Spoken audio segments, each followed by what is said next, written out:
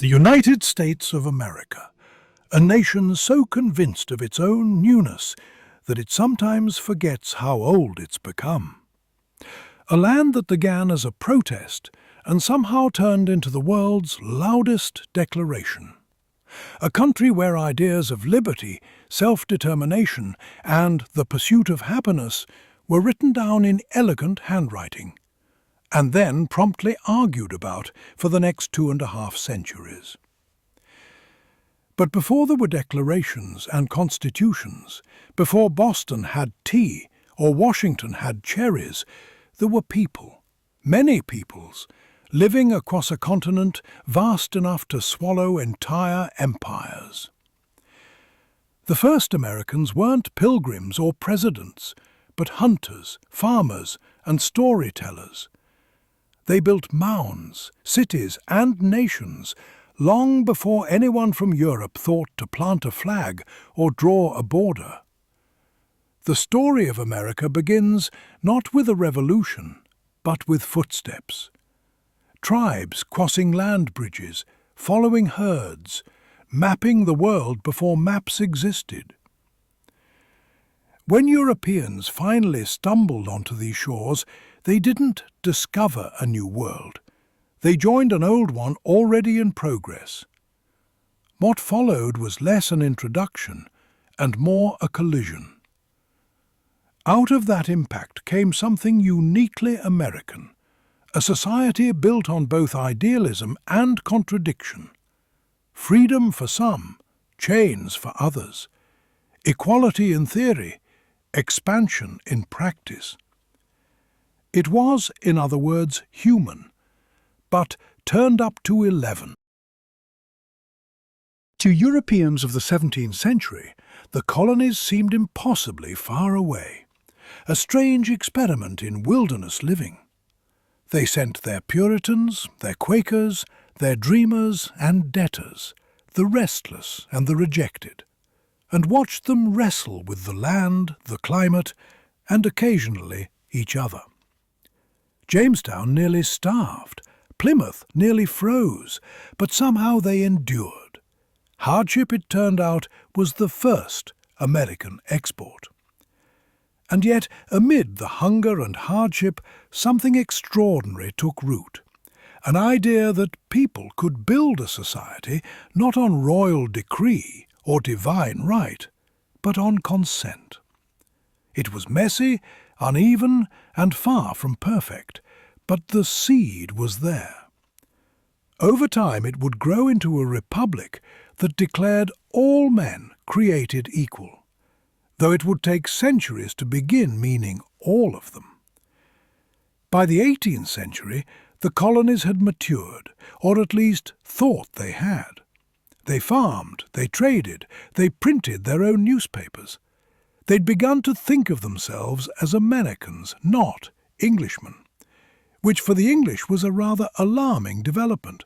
After all, you can't go around colonizing people only to have them decide they're independent. It sets a terrible precedent. And so, when Britain tried to tax its colonies to pay for its wars, the colonists reacted with the restrained, measured calm for which Americans would one day be famous, by dumping a shipload of tea into Boston Harbor. A little revolution, they thought, might do nicely. What began as a tax protest became a war for independence. What began as a few colonies became a country. And in 1776, with all the confidence of youth, they declared themselves free. What followed was a grand and improbable experiment. 13 colonies stitched together into a republic, half democracy, half debate club. A government of laws, not kings. A constitution that could be amended, interpreted, argued over, and occasionally ignored. It was built to last and to adapt. That adaptability would be tested often and dramatically. Because America has never done anything quietly. Its revolutions are noisy, its inventions spectacular, its contradictions loud. It is a land of both utopias and injustices, of pioneers and profiteers, of jazz and Jim Crow, of Silicon Valley and the Dust Bowl. Every era contains both the dream and the reckoning. But this is also a story of astonishing reinvention. Each generation builds, tears down, rebuilds. From wooden ships to space shuttles, from homesteads to high-rises. It's a restless nation, forever chasing something. Freedom, success, meaning, or maybe just better Wi-Fi. Whatever the goal, the motion never stops. And so, tonight, as you lie back and let your eyes grow heavy, we'll travel through that restless story. From the first people to the first presidents, from railways to rockets, from civil wars to civil rights. This isn't a history of dates and battles, though there'll be a few of those. It's a lullaby in chapters. The rise, fall, and rise again of a nation that never quite learned how to sit still. We'll wander with the pilgrims, march with revolutionaries, cross the frontier with pioneers, and stare up at the moon with astronauts. We'll meet inventors, dreamers, rebels, and presidents, the builders of a restless republic. So, as we begin this long journey through America's history, remember, the United States was never really finished. It was, and remains, a work in progress, an idea still unfolding. Now, let's turn the lights down low. Let the story begin, and drift through time together, across the wide, wild dream that calls itself America. Before the words United States ever appeared on a map, there stretched a vast land of forests, plains, mountains, and coasts. The continent was alive with movement, herds of bison sweeping across the grasslands, salmon running thick in the rivers, and human footsteps, millions of them, carving invisible trails across time.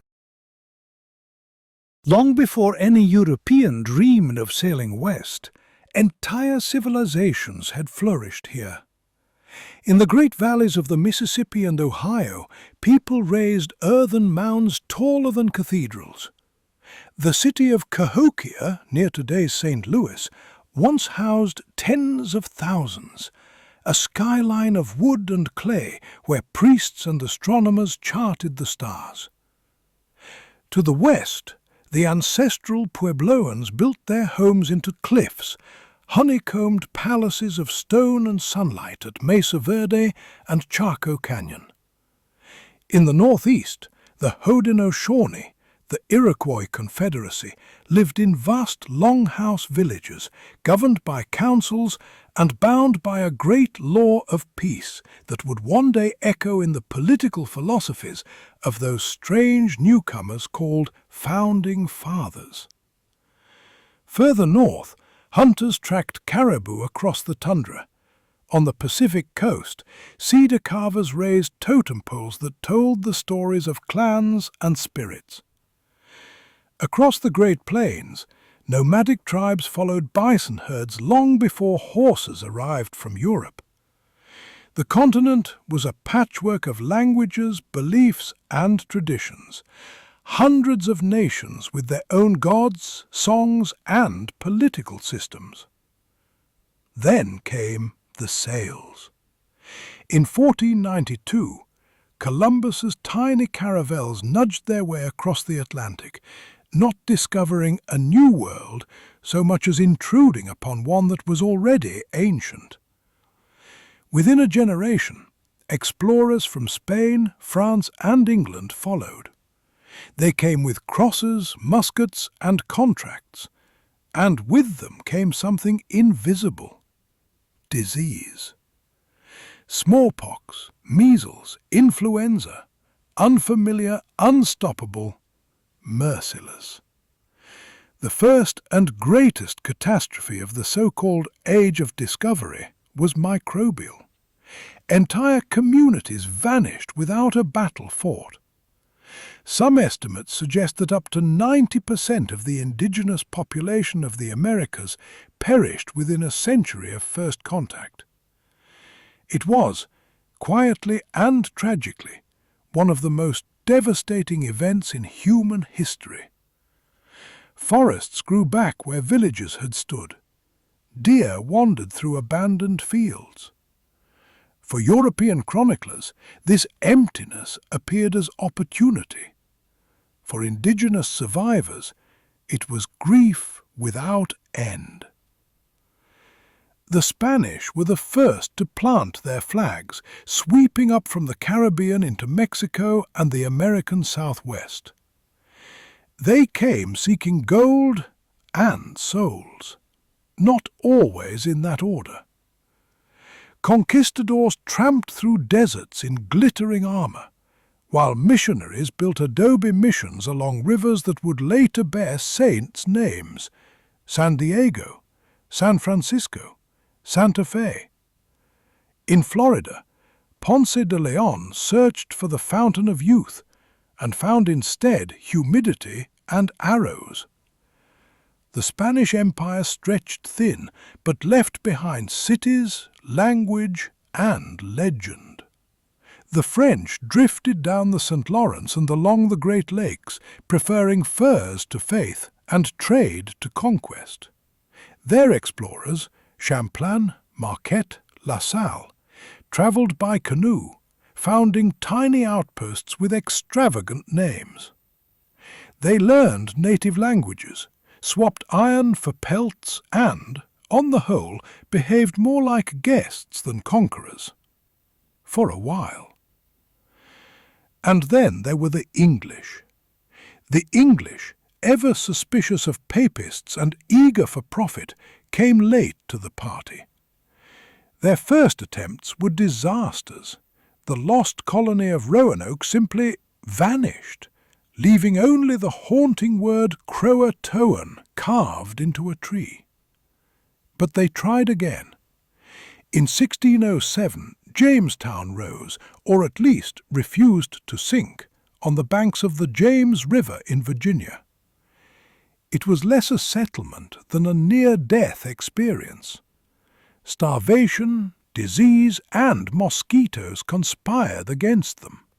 Of the original 104 colonists, only 38 were alive by spring.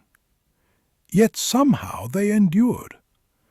Tobacco, that most profitable of weeds, saved them. The crop turned soil and sweat into silver, and Virginia into a business. But success came with its own shadow. The introduction of enslaved Africans in 1619, a moral wound that would never fully heal. While Jamestown was struggling through hunger and hope, to the north, the Pilgrims of Plymouth were preparing their own experiment. In 1620, they crossed the Atlantic on a cramped ship called Mayflower, a voyage of seasickness and stubborn faith. They carried with them a covenant, an agreement to govern themselves. It was, in its quiet way, revolutionary. The first winter nearly killed them too. Half the settlers died. Yet in spring, indigenous allies taught the survivors how to plant corn, fish, and live from the land. Thanksgiving, that most American of holidays, would later romanticize this encounter. The reality was far more fragile, a truce of necessity, between worlds still learning each other's names. Back in Europe, the reports of these colonies stirred the imagination. Pamphlets promised freedom, land, and divine purpose. They also neglected to mention starvation, mosquitoes, and the occasional unfriendly arrow. Still, dreamers came. Puritans seeking religious purity, merchants seeking profit, and the simply desperate seeking escape. America began quite literally as a mixed bag. By 1607, the stage was set. The indigenous nations still stretched across the continent, scarred but enduring. European footholds clung to the coasts. The Old World and the New were now inextricably entangled, a collision of continents, ecosystems, and ideas. And yet, beneath all the tragedy and ambition, there was something extraordinary taking shape, the slow, painful birth of a world that would one day call itself modern. Crops crossed oceans, words and beliefs mingled. People adapted, survived, and reinvented themselves. The story of America's beginning is not one of discovery, but of meeting, a meeting that changed everyone involved. The first century of English settlement in North America was a study in stubbornness, a mixture of divine mission, commercial ambition, and a total lack of practical preparation. The men of Jamestown had come expecting gold and glory. What they got instead were mosquitoes, famine, and a surprising variety of ways to die. Yet they survived. The first permanent English colony in the New World clung on like a barnacle to a rock, feeding off determination and sheer accident. Tobacco became their salvation. The plant, native to the Americas, was already sacred to many indigenous peoples, a medium of prayer and ceremony. But for the English, it became money you could smoke. It turned Virginia into a giant cash crop, and with it came something darker, forced labour. By 1619, the first enslaved Africans arrived on the shores of the Chesapeake, traded by privateers who had captured them from a Portuguese ship. The settlers saw profit, not tragedy, and so began the long intertwining of America's prosperity with its most enduring sin. As tobacco fields spread, so did colonies. To the north, the Puritans set out to build a godly community in Massachusetts, not a refuge for freedom of religion, as school books later claimed, but a refuge for their own religion. They wanted to create a shining example of piety, a city upon a hill that might impress even the Almighty. They sailed on the Mayflower, wrote their covenant in the cramped glow of ship's lanterns, and landed in a cold, stony wilderness. Half of them were dead by spring. Those who lived planted, prayed, and began again. Their world was one of sermons and seasons. Sundays were solemn marathons of Scripture. Laughter was viewed with suspicion. Dancing, drinking, and Christmas were all frowned upon. But even Puritans couldn't suppress human nature forever. As towns grew, so did commerce, and with commerce came taverns, gossip, and the occasional scandal. By the time their grandchildren were born, the stern idealism of the first settlers had mellowed into something far more recognizably American, practical, adaptable, and slightly hypocritical. To the south, things were more flamboyant. Maryland welcomed Catholics. The Carolinas courted planters from Barbados, bringing with them sugar, slaves, and a taste for luxury. Georgia, founded last, was meant to be a haven for debtors and the poor, which meant, naturally, it was full of speculators. The colonies were distinct, even rivalrous, but shared certain rhythms. Their lives were built around seasons, planting, harvesting, trading, praying, surviving. The frontier was both opportunity and menace, an ever-shifting edge where forests met farms, where settlers pushed into lands long inhabited by others. Indigenous nations adapted and resisted, sometimes trading, sometimes fighting, always calculating. They understood far better than most Europeans that every treaty signed was temporary.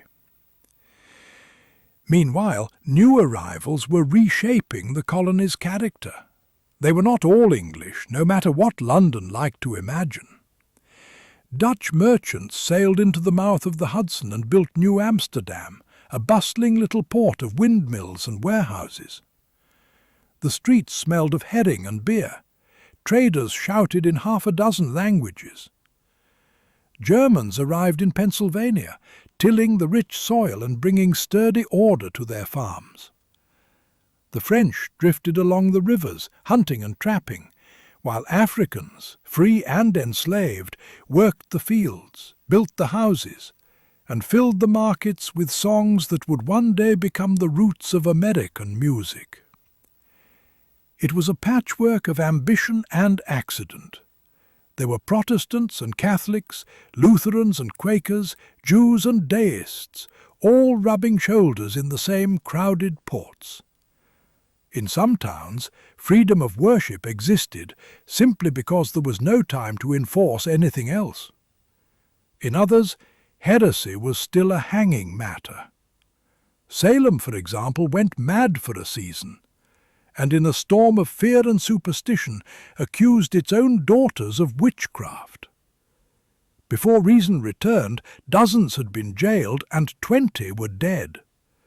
It was a grim reminder that paradise, when governed by fear, can easily become a prison. Yet for every hanging judge there was a preacher who urged tolerance, and for every zealot a pragmatist. The New World had a habit of tempering extremes. In the colony of Rhode Island, founded by the wonderfully awkward Roger Williams after he was banished from Massachusetts, religious freedom became not just an ideal, but a policy. Pennsylvania, under William Penn's Quaker hand, opened its doors to anyone willing to live peaceably. Dutch, Germans, Swedes, Jews, and even a few Scotsmen, though no one ever accused them of living peaceably. This diversity did more than fill pews and markets. It built resilience. The colonies grew not by design, but by momentum. Their economies thrived on trade, fur, timber, fish, and, increasingly, slaves. Ships crossed and recrossed the Atlantic like clockwork, carrying molasses, rum, and people. The so-called triangular trade bound Europe, Africa, and America into one grimly efficient system. The great cities of colonial America began to emerge: Boston, Philadelphia, New York, Charleston, each a different flavor of ambition. Boston was pious and prickly, Philadelphia tidy and industrious, New York brash and bustling, Charleston elegant and cruel. In taverns and coffee houses, men gathered to argue about politics, shipping, and God. Newspapers appeared, pamphlets multiplied, and, for the first time in history, the idea of an American public began to form, not quite unified, but recognizable.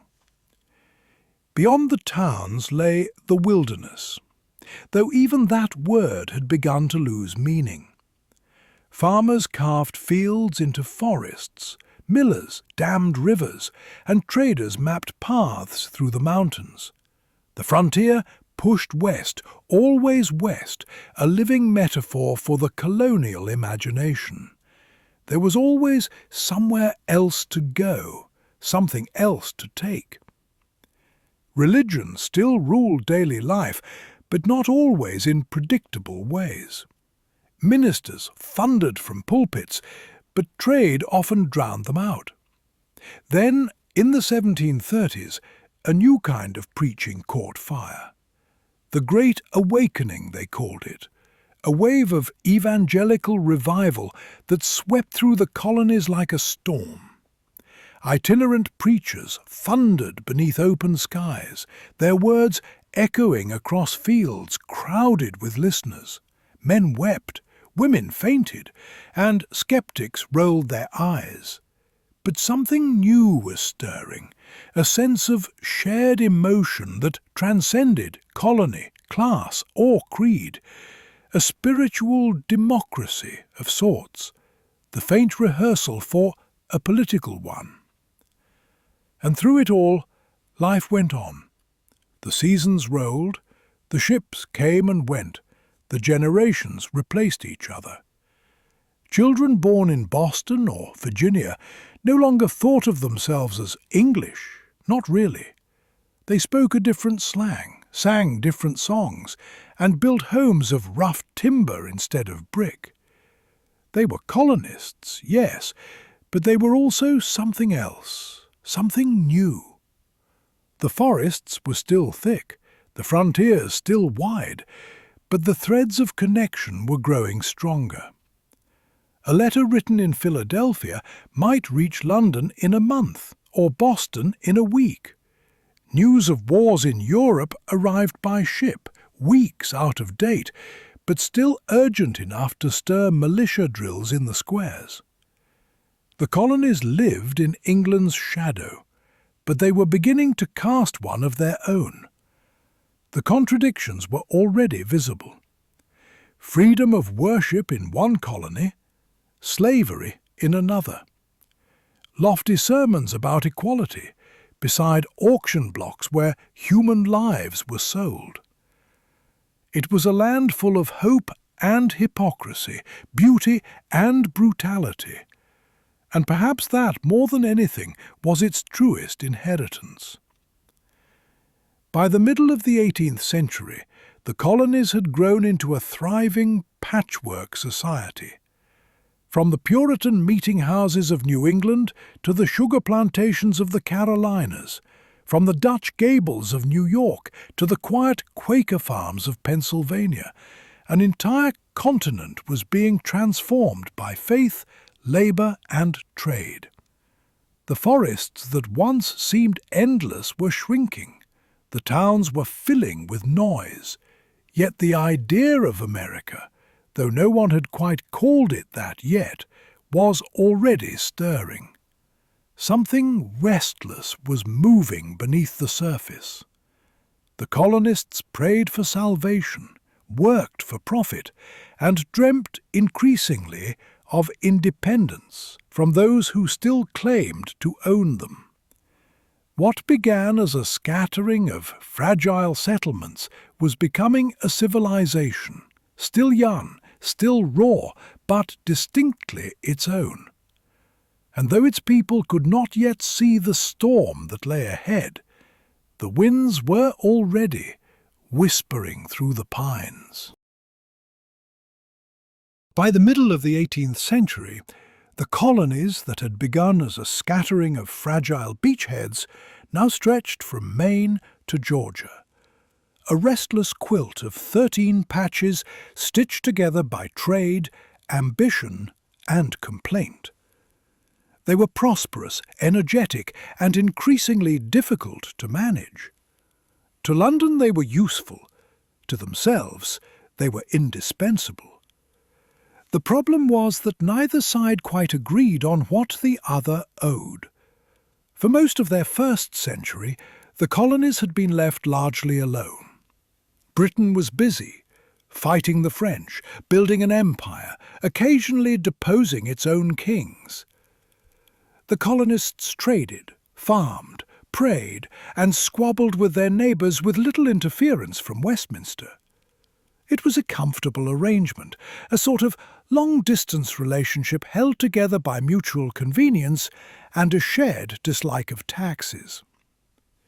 Then came war. The French and Indian War, as the colonists called it, part of a wider global conflict between Britain and France that stretched from the Ohio Valley to India. It began with a young officer named George Washington marching through the backwoods of Pennsylvania in a too-small uniform, nervously trying to deliver messages between empires. His small skirmish with French troops in 1754 would spiral into a full-scale war. For 7 years, Europe's great powers fought across continents. The British won, and with victory came spoils: Canada, Florida, vast lands beyond the Appalachians. But wars are expensive, and someone, somewhere, has to pay. London looked across the Atlantic and saw, rather unfairly, a set of colonists who had grown fat on British protection and now owed the empire a debt. The colonists, for their part, saw an empire that had grown fat on their trade and now wanted to squeeze them for more. Thus began a long, slow quarrel that would end in fireworks and blood. The taxes themselves were not ruinous. The Stamp Act, the Tea Act, the Townshend duties, they were small levies, symbolic really. But symbols matter. To men who had built towns from scratch, who elected their own assemblies, and who fancied themselves the heirs of English liberty, the principle was intolerable. Taxation without representation. They wanted the rights of Englishmen without the reach of Parliament. At first, the protests were polite. Petitions, pamphlets, polite outrage. Then they grew louder. There were riots in Boston, boycotts in New York, and speeches that fairly crackled with defiance. A group of well-dressed troublemakers began to meet in taverns, calling themselves the Sons of Liberty. They dressed up as Mohawk Indians one night in 1773 and threw an entire cargo of tea into Boston Harbor, not the most financially responsible protest, but certainly the most theatrical. London responded with the subtlety of a boot to the door. The coercive acts, or as the colonists immediately renamed them, the intolerable acts, shut down Boston's port and revoked local autonomy. Soldiers marched through the streets, redcoats gleaming in the sun. The colonists saw tyranny. The British saw insolence. Both, as it happened, were right. In 1775, the first shots were fired, at Lexington and Concord, small skirmishes that would echo around the world. Farmers with muskets faced trained soldiers in fields they had ploughed themselves. Nobody was quite sure who fired first, but by sundown the revolution had begun. The early war was more chaos than glory. The Colonial Army, later to be called Continental with a touch of optimism, was a ragged collection of militias, hunting rifles, and hope. Leading them was George Washington, a man chosen as much for his height and dignity as for his military skill. He was no Napoleon, but he had the two qualities revolutions need most: patience and persistence. Washington's army lost more battles than it won, but it refused to vanish. It retreated, regrouped, and endured.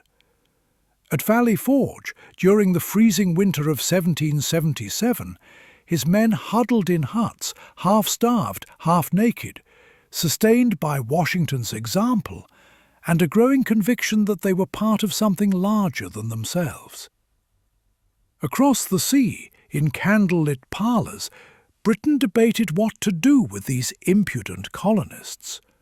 Some saw rebellion, others saw themselves. "I rejoice," said William Pitt, "that America has resisted." But Parliament sent more troops, and the King, George III, earnest, stubborn, and perpetually misunderstood, declared that rebellion must be crushed. The war dragged on.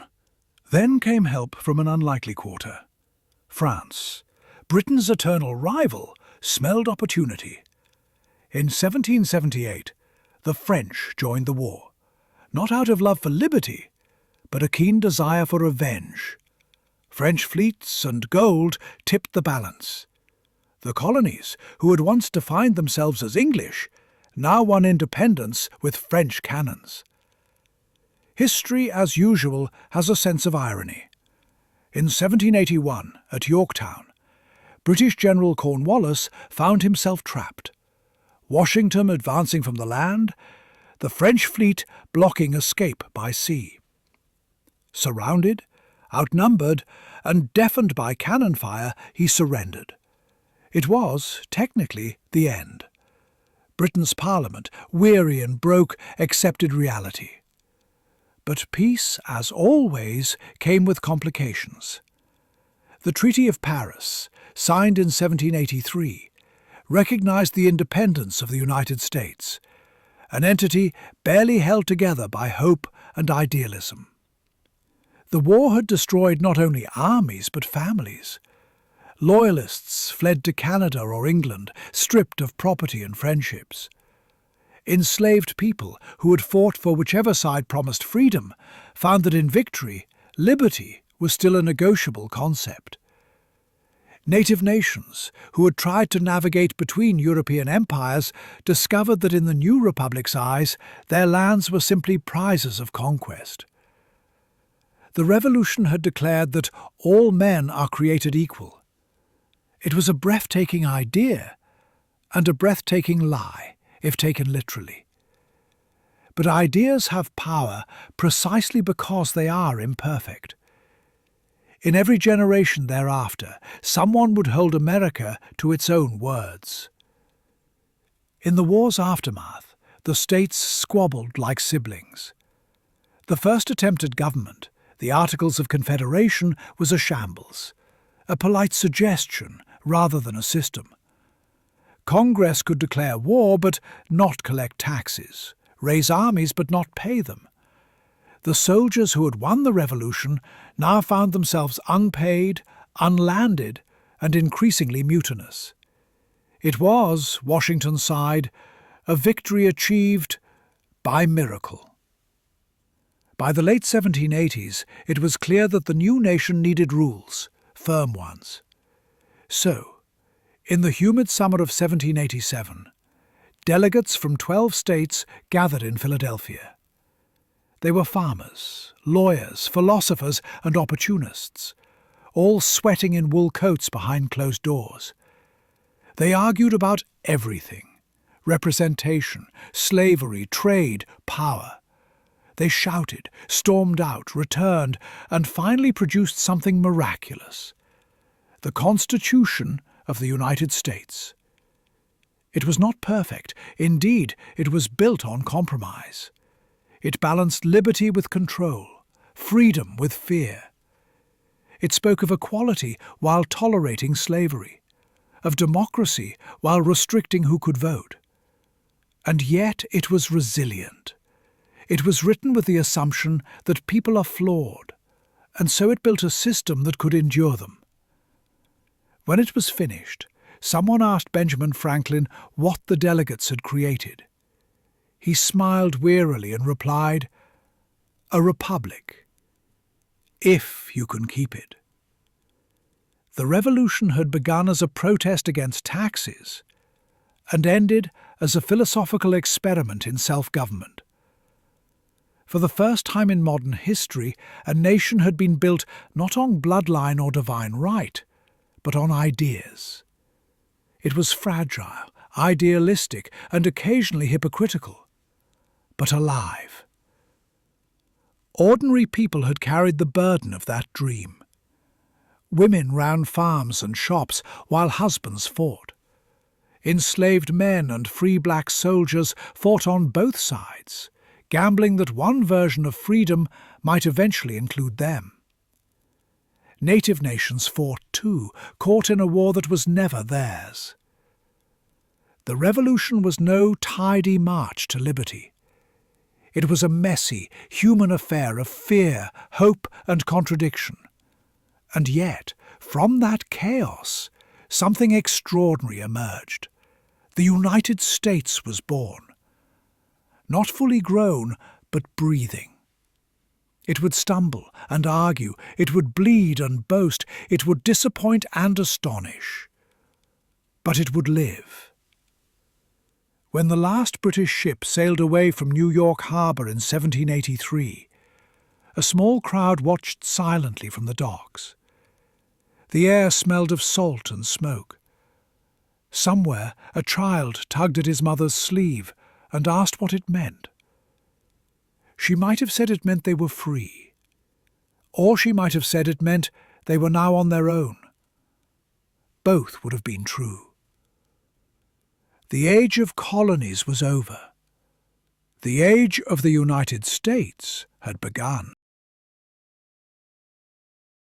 When the guns finally fell silent and the ink dried on the Constitution, America looked less like a nation and more like an optimistic argument with a flag. 13 states, each jealously guarding its own pride, its own tariffs, its own militia, had agreed somewhat nervously to call themselves united. The new government began life in borrowed rooms with borrowed money, and a population smaller than modern-day Los Angeles. Yet there was a sense, even then, that something world-shifting had begun. At the centre stood George Washington, tall, reserved, a man who had spent most of his adult life pretending not to want power and then behaving rather nobly as though he didn't. He rode at his inauguration through cheering crowds, bowing slightly from the saddle like a polite deity. He refused a crown, accepted a presidency, and treated the office as a burden rather than a prize. His greatest achievement, besides existing in profile on the dollar bill, was knowing when to leave. After 2 terms, he stepped down, the single most dignified political exit in human history, and set a precedent that would last until a certain Franklin Roosevelt decided to stretch it a bit.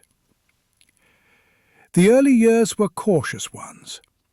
Washington's cabinet bickered like a family at Christmas dinner. Alexander Hamilton, brilliant, vain, and terrifyingly energetic, wanted a strong central government and a national bank. Thomas Jefferson, equally brilliant and every bit as vain, wanted the opposite, an agrarian utopia of yeoman farmers, no cities, and definitely no bankers. America, it seemed, would always be 2 countries at once, one dreaming of the soil, the other of the skyline. Then came John Adams, prickly and proud, who presided over a republic still unsure whether it was a government or an experiment. His presidency ended in a flurry of laws against critics and a nearly forgotten quasi-war with France. Jefferson followed him, cutting ribbons and taxes, preaching liberty while owning people. Under him came the Louisiana Purchase, a real estate deal so vast it doubled the nation overnight. For $15 million, an absolute bargain, America acquired a territory stretching from New Orleans to Montana, from the Mississippi to the Rockies. No one quite knew what lay within it, but it was now American by signature, if not by settlement. To find out what they'd bought, Jefferson sent 2 explorers, Meriwether Lewis and William Clark, with a small party of soldiers, translators, and a teenage Shoshone woman named Sacagawea. They paddled, walked and stumbled across the continent, mapping rivers, naming mountains, and occasionally eating their horses. They reached the Pacific in 1805, weary but triumphant, and returned home with notebooks full of wonder. For the first time, the dream of a nation stretching from sea to shining sea began to feel less like poetry and more like prophecy. But every dream casts a shadow. The expansion that thrilled settlers spelled disaster for others. Across the frontier, indigenous nations faced an impossible choice: move, adapt, or die. Treaties were signed and broken, promises made and unmade. The most famous resistance came from a Shawnee leader named Tecumseh, who sought to unite tribes against the land-hungry tide of settlement. His brother, a prophet named Tenskwatawa, preached a return to ancestral ways. For a time, their confederation grew powerful until the War of 1812 shattered it. That war, fought between Britain and the young United States, began as a diplomatic tantrum over trade restrictions and impressment of sailors, but it quickly turned into something deeper: a second war for independence, this time against condescension. British troops marched into Washington and burned the White House to the ground, leaving Madison and his wife Dolly fleeing with the silverware. The Americans, humiliated, rallied and fought back. When peace finally came in 1815, nothing much had changed on paper, but psychologically everything had. The Americans had faced the world's greatest power twice and survived both times. From the ashes of the war came a new surge of pride. The Star-Spangled Banner was written, factories began to hum, and the idea of an American identity, distinct, confident, and slightly boastful, took hold. The young republic was beginning to believe its own myth.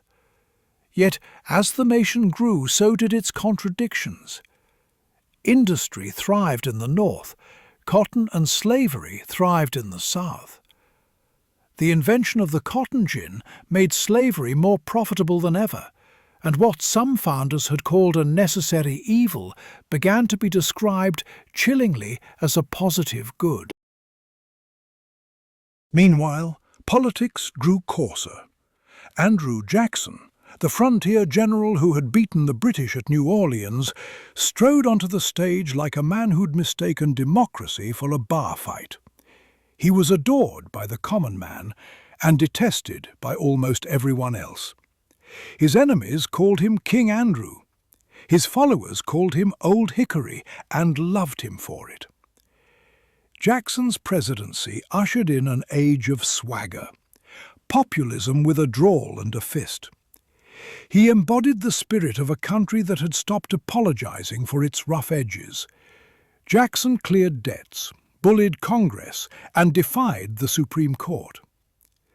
When Chief Justice John Marshall ruled that the Cherokee Nation had a right to its lands, Jackson reportedly sneered, "John Marshall has made his decision, now let him enforce it." And so began one of the darkest episodes in American history. The Trail of Tears was not a single march, but a series of forced removals. Entire nations, Cherokee, Creek, Chickasaw, Choctaw, were rounded up and driven west to what would become Oklahoma. Thousands died along the way, of hunger, cold, disease. Their exile was justified with phrases like progress and civilization. The frontier, Americans told themselves, was a place of destiny, never mind who already lived there. Even as these horrors unfolded, the Republic congratulated itself on its virtues. The 1830s were an age of reform and contradiction. Abolitionists denounced slavery from pulpits, while factory children laboured 14-hour days. The telegraph clicked to life. Railways carved lines across prairies. Steamboats puffed along the Mississippi, spreading commerce and cholera in equal measure. In the cities, newspapers multiplied like pigeons. In parlours, people read Emerson and Thoreau, talking about self-reliance while hiring servants. The country's literature began to find its voice. Washington Irving's legends, Cooper's frontiersmen, Poe's Gothic fever dreams. In these pages, the wilderness became myth and the Republic romance. It was an age of restless energy. Reform societies, utopian communes, temperance leagues, and the first whisperings of women's rights. Westward, settlers pushed further, past the Mississippi into Texas and beyond. The idea of manifest destiny, that the United States was divinely ordained to spread across the continent, took hold. It was, conveniently, both theology and real estate strategy. Wagon trains creaked along the Oregon Trail. Preachers thundered about providence, and mapmakers obligingly expanded the borders to match ambition. Each new territory added meant another argument about slavery. Would it be free or slave, north or south? Every mile west was a mile closer to crisis. But in those years the cracks were papered over with optimism. There was always another river to cross, another deal to strike. The very vastness of the continent seemed to promise endless solutions. By the 1840s, America had tripled in size and quadrupled in confidence. It was no longer a fragile republic, but a swaggering adolescent of a nation. Energetic, idealistic, occasionally insufferable. It built schools and prisons with equal zeal, sang hymns and drank whiskey, preached liberty and practiced conquest. Its newspapers shouted of progress, and its preachers shouted of sin. The rest of the world looked on, half admiring, half appalled. Europe saw in America a kind of laboratory, a country testing what might happen if you removed kings, nobles, and most of the rules, and simply told everyone to get on with it. The results were untidy but impressive. The early republic had begun as an experiment and survived by improvisation.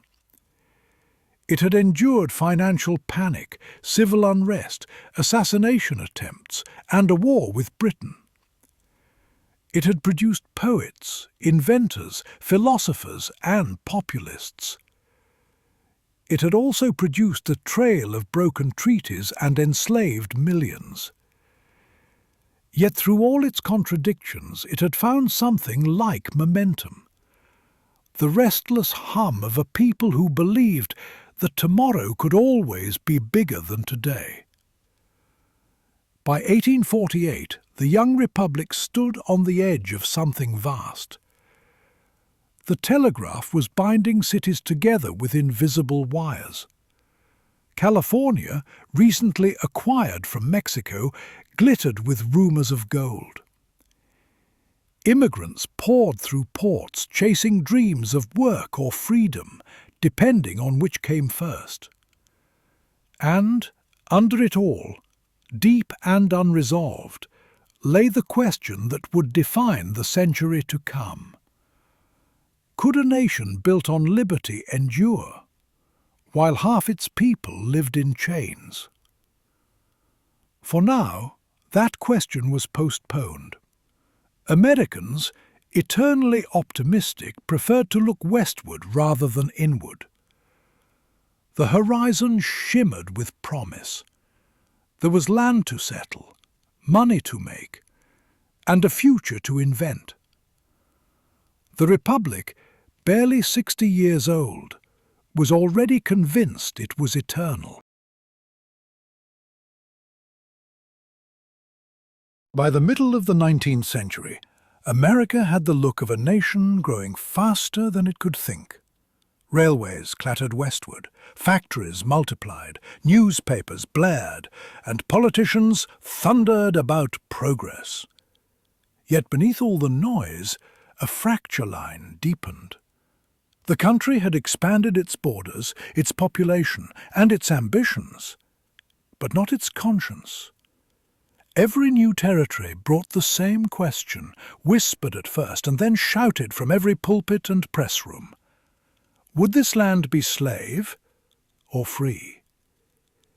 The uneasy compromise that had kept the Republic together began to fray. In 1850, Congress tried to patch the wound with the Compromise of 1850, 5 mismatched bills stitched together like a clumsy quilt, sewn in haste by quarrelling aunts, its threads already pulling apart at the seams. California would enter as a free state, while the Fugitive Slave Act demanded that runaway slaves be hunted down even in free states, forcing ordinary citizens to become accomplices in bondage. It pleased no one. In northern cities, crowds jeered at marshals dragging fugitives through the streets. In the South, planters muttered that the North was lawless. The decade that followed was like watching a country argue with itself in slow motion.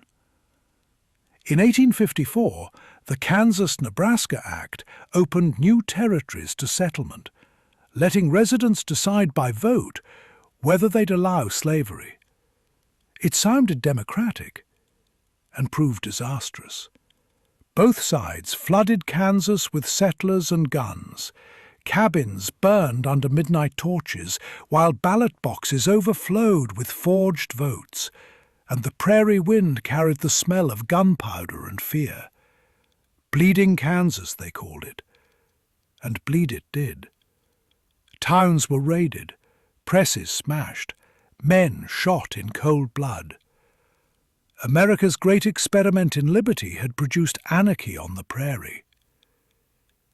Then came Dred Scott, an enslaved man who sued for his freedom, arguing that because he had lived in free territory, he could not be property.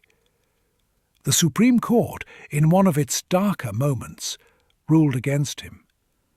Chief Justice Tawney, his pen scratching across parchment, declared that black people had no rights which the white man was bound to respect. Words that landed like cannon fire in Boston parlours and Charleston drawing rooms alike. The decision made slavery not just a Southern institution, but a national one, protected by law, sanctified by the Constitution. The decade ended in blood and prophecy. In 1859, an angular, intense-eyed abolitionist named John Brown led a raid on a federal arsenal at Harper's Ferry, hoping to ignite a slave revolt. It failed spectacularly. Brown was captured, tried, and hanged. But his words at trial echoed louder than his bullets.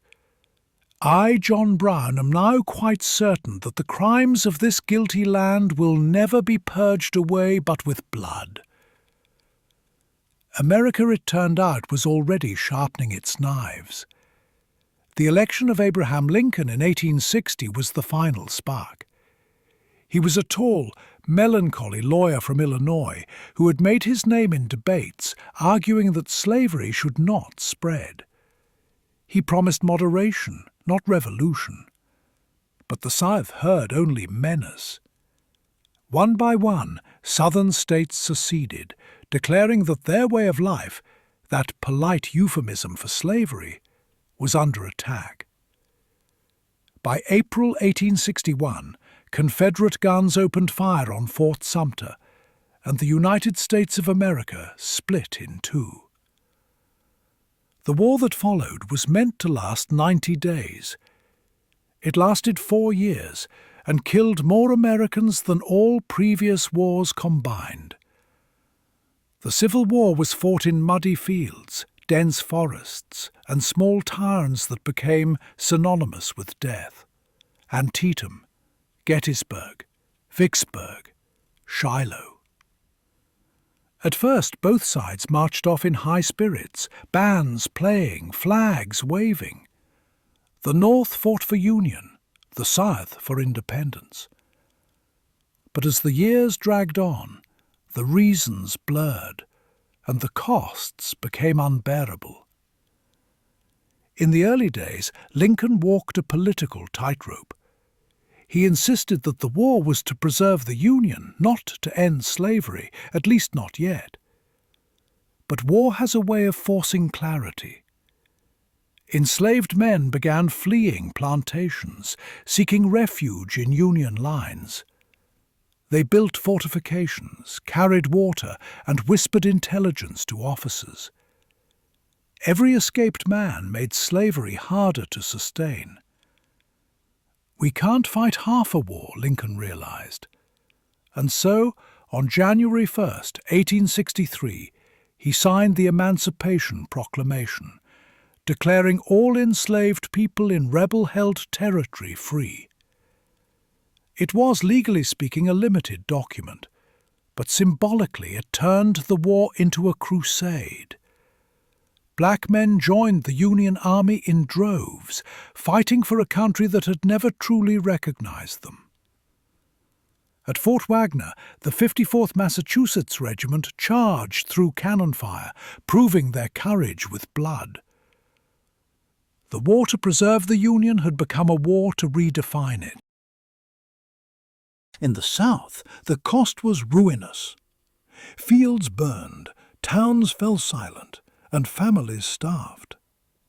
Confederate soldiers, often barefoot, fought with grim devotion for a cause that cloaked slavery in the language of honor. Women ran plantations, children scavenged, and enslaved people seized freedom whenever Union troops appeared. The old Southern order, built on cotton and cruelty, was collapsing in real time. The North suffered too. The draft riots in New York turned the city into chaos, mobs attacking black citizens and torching buildings. War weariness spread, and Lincoln, hollow-eyed and burdened, bore the weight of every casualty.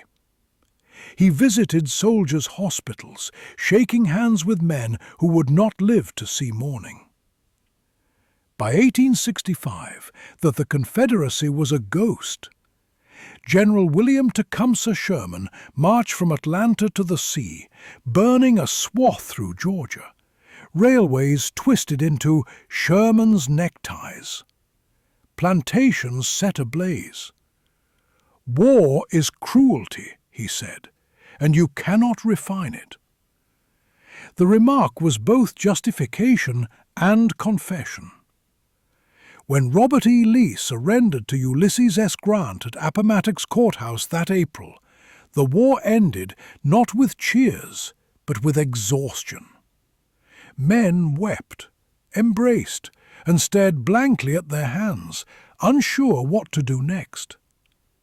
Lincoln, gentle in victory, urged reconciliation.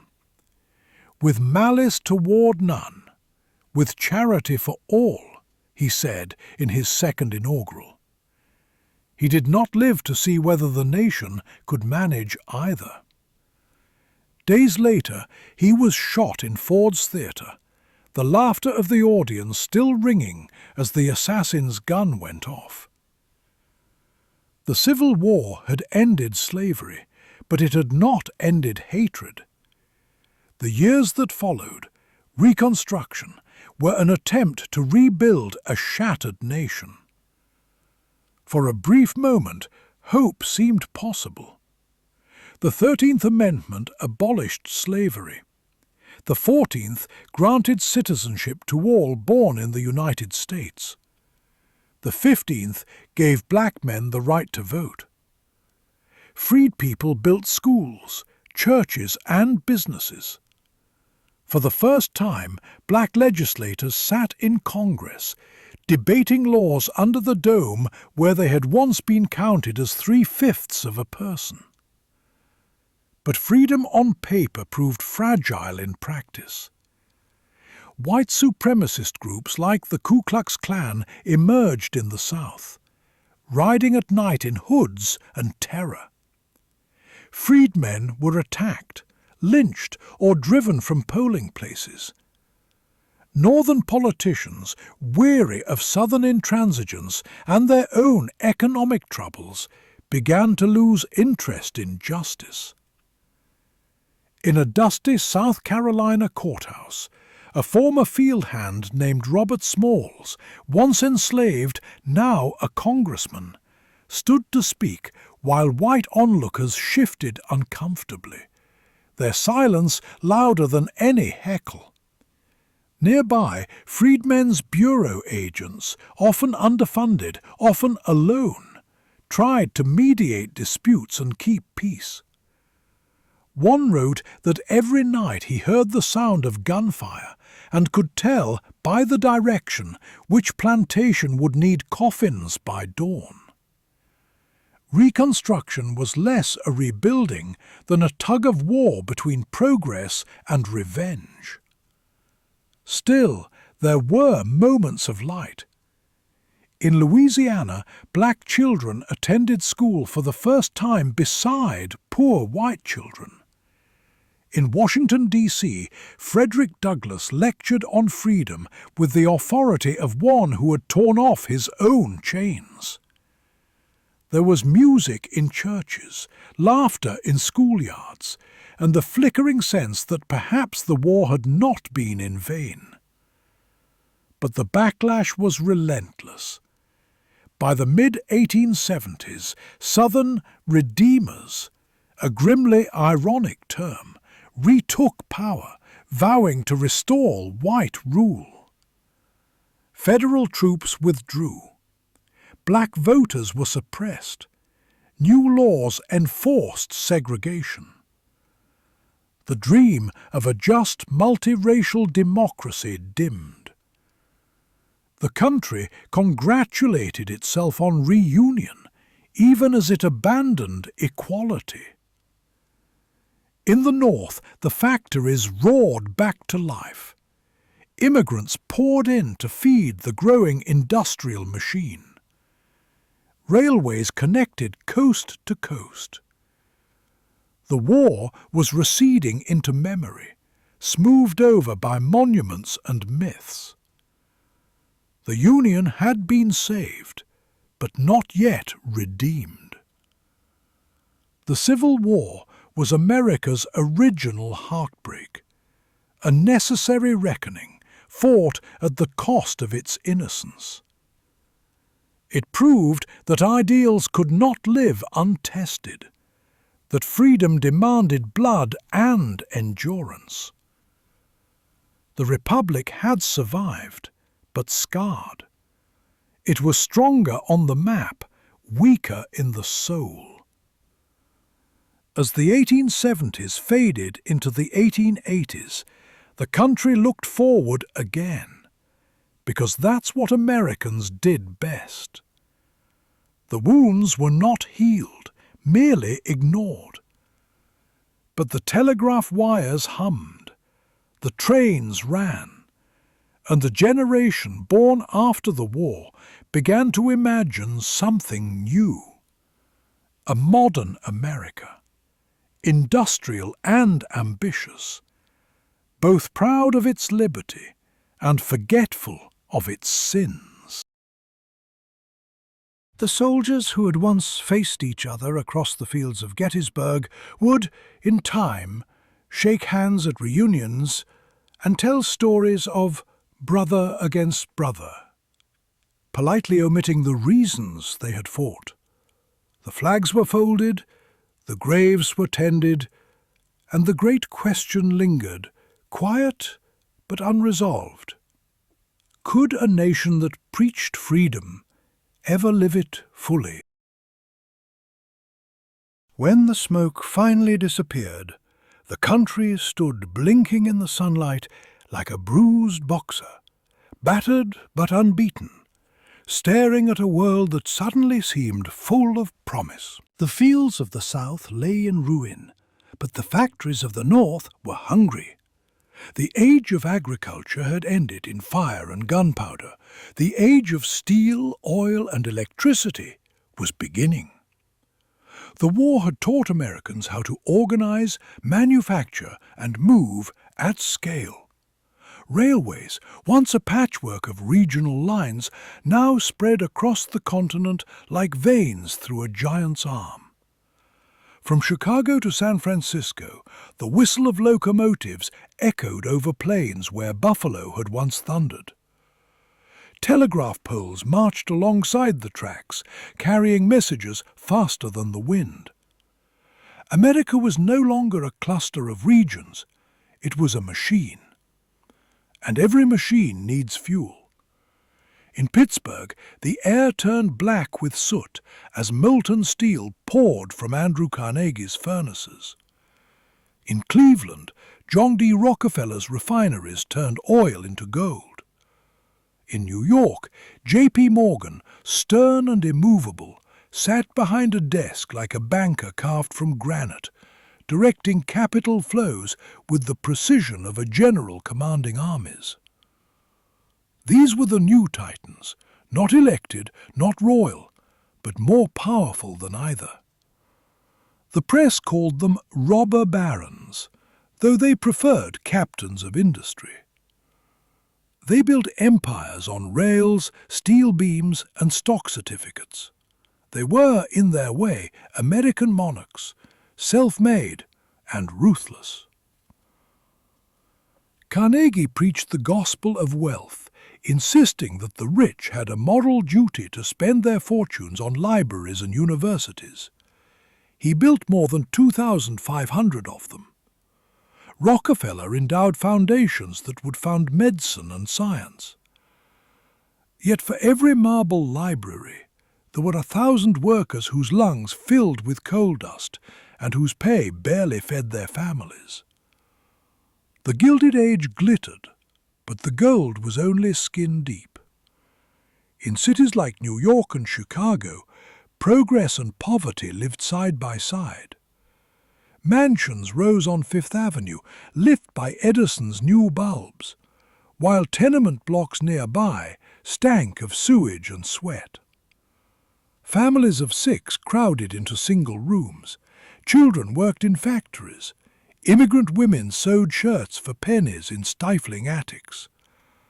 On hot nights, they slept on fire escapes to breathe. Immigration surged. Irish, Italians, Poles, Jews, Chinese, all chasing the same fragile dream. The ships that brought them also brought stories of hope, of hunger, of impossible work. They poured through Ellis Island, eyes red from the voyage, names misspelled by tired clerks. To some, America was salvation. To others, it was simply survival. The cities grew loud and alive. Horse-drawn trolleys, newspaper hawkers, the clang of the new electric streetcars. There was a sense of constant motion, a pulse. But underneath ran the darker rhythm of exploitation. Labourers worked 12-hour shifts for $1 a day, and when they protested, they were met not with negotiation, but with bayonets. In 1877, the Great Railroad Strike paralyzed the nation. Workers walked off the job, trains sat motionless on the tracks, cities erupted in riots. Federal troops, fresh from Reconstruction duty, fired on crowds. A new class war was being born. 10 years later, at Chicago's Haymarket Square, a peaceful rally for the 8-hour day turned deadly when a bomb exploded among police. Panic, fear, and repression followed.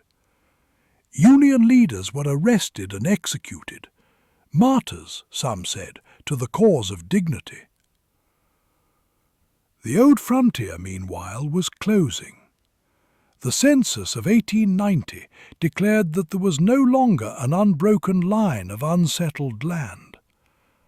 The myth of the endless West, of reinvention and escape, was fading. The buffalo were gone, the railroads complete, the prairies parceled into farms. Native Americans, pushed onto reservations, faced poverty and despair. In 1890, at Wounded Knee, U.S. soldiers opened fire on a Lakota encampment. Hundreds of men, women, and children were killed. It was less a battle than an ending.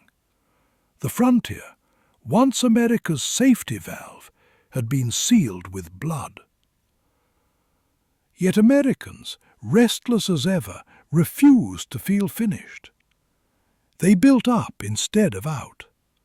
Skyscrapers rose, thin spires of ambition piercing the clouds. The first appeared in Chicago, steel frames climbing where fire had once destroyed. Then New York followed, the Flatiron, the Woolworth, vertical cathedrals of commerce. Elevators replaced ladders, ambition replaced air. Electricity banished the night. Edison's light bulbs glowed in parlours and streets. Bell's telephone carried voices from room to room, like ghosts made domestic. In 1893, at the Chicago World's Fair, Americans wandered through a city of white plaster and light bulbs, the White City. They gawked at the electric wonders, Ferris wheels and moving sidewalks.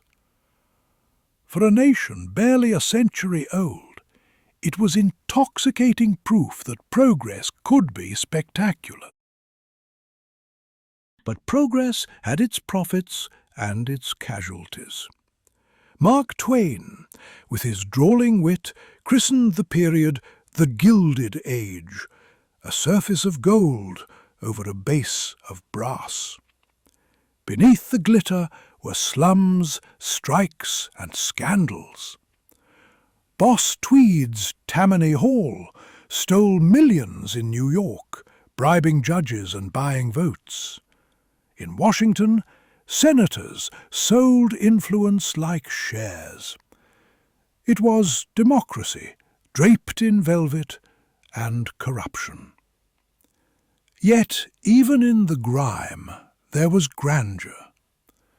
Millions of immigrants made new lives, built churches, formed unions, and sent their children to school. Cities became melting pots and battlegrounds of identity. On one street, you could hear 5 languages and smell a dozen cuisines. The air was thick with smoke and possibility. Women, long confined to the home, began stepping into public life. Some worked in settlement houses like Jane Addams's Hull House in Chicago, teaching immigrants and feeding the poor. Others marched for suffrage, holding signs under gaslight that read, "Votes for Women." They were mocked, spat on and jailed, but they kept marching. The fight for equality, paused during the war, had returned with new fire. The farmers of the Midwest, crushed by debt and railroad monopolies, found their voice in populism.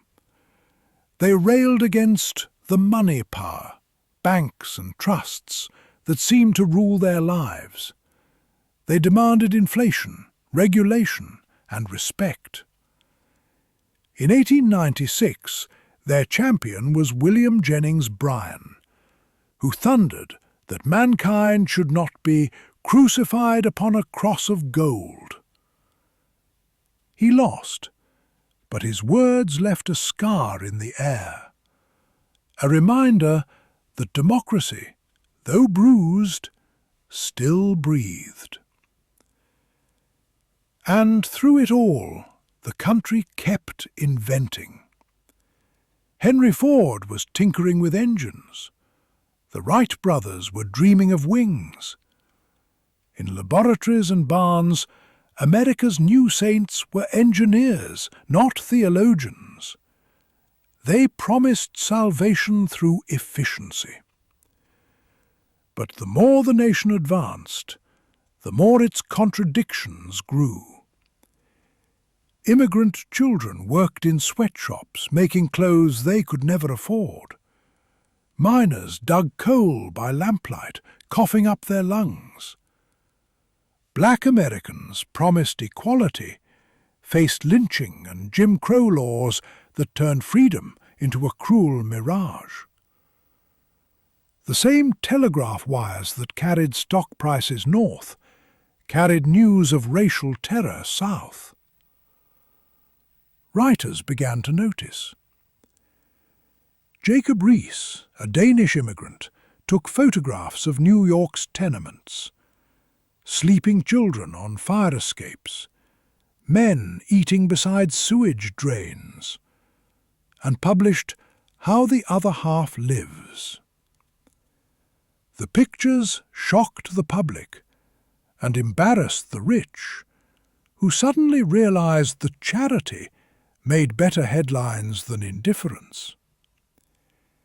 In the factories of Lowell, Massachusetts, now driven by steam instead of water, young women worked beneath roaring belts and iron gears. They sang hymns to keep time and mailed their meagre wages home to farms. Reformers visiting the mills wrote of factory slavery and the eerie rhythm of a nation that never slept. Still, there was pride. America saw itself reflected in its industry, powerful, productive, untamed. The country's painters, poets, and composers began searching for an American sound and vision. Walt Whitman, older now, wrote of iron horses and city crowds with the same awe he once gave to grass and sea. The frontier spirit had moved indoors, into the engine and the electric bulb. By the dawn of the 20th century, the energy of the Gilded Age was turning into unease. The gap between rich and poor yawned wide. Even the rich felt dizzy. Too much progress, too fast. Reformers began to whisper a new word: progressivism. It meant taming capitalism without killing it, cleaning government without overthrowing it. Presidents like Theodore Roosevelt made it fashionable to fight corruption and break up monopolies. "Speak softly," he said, "and carry a big stick." He did both. Roosevelt regulated railroads, sued trusts, and set aside national parks, America's first act of ecological self-awareness. He invited Booker T. Washington to dinner at the White House, scandalizing Southern elites, and read The Jungle by Upton Sinclair, which described Chicago's slaughterhouses in stomach-turning detail. Roosevelt declared the author hysterical, and then passed food safety laws anyway. Out west, the last of the frontier myth lingered in Wild West shows and Buffalo Bill's traveling circus. Cowboys who had once herded cattle now reenacted their own legend for city crowds. Indians were paid to play Indians. America had industrialized its own past. By 1910, the nation was urban, wired, and restless. Electric lights shone from coast to coast. Skyscrapers cast long shadows over parks and churches.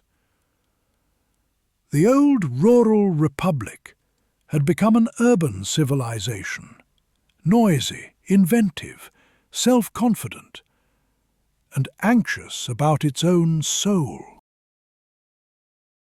It was a time of contradictions, wrapped in confidence.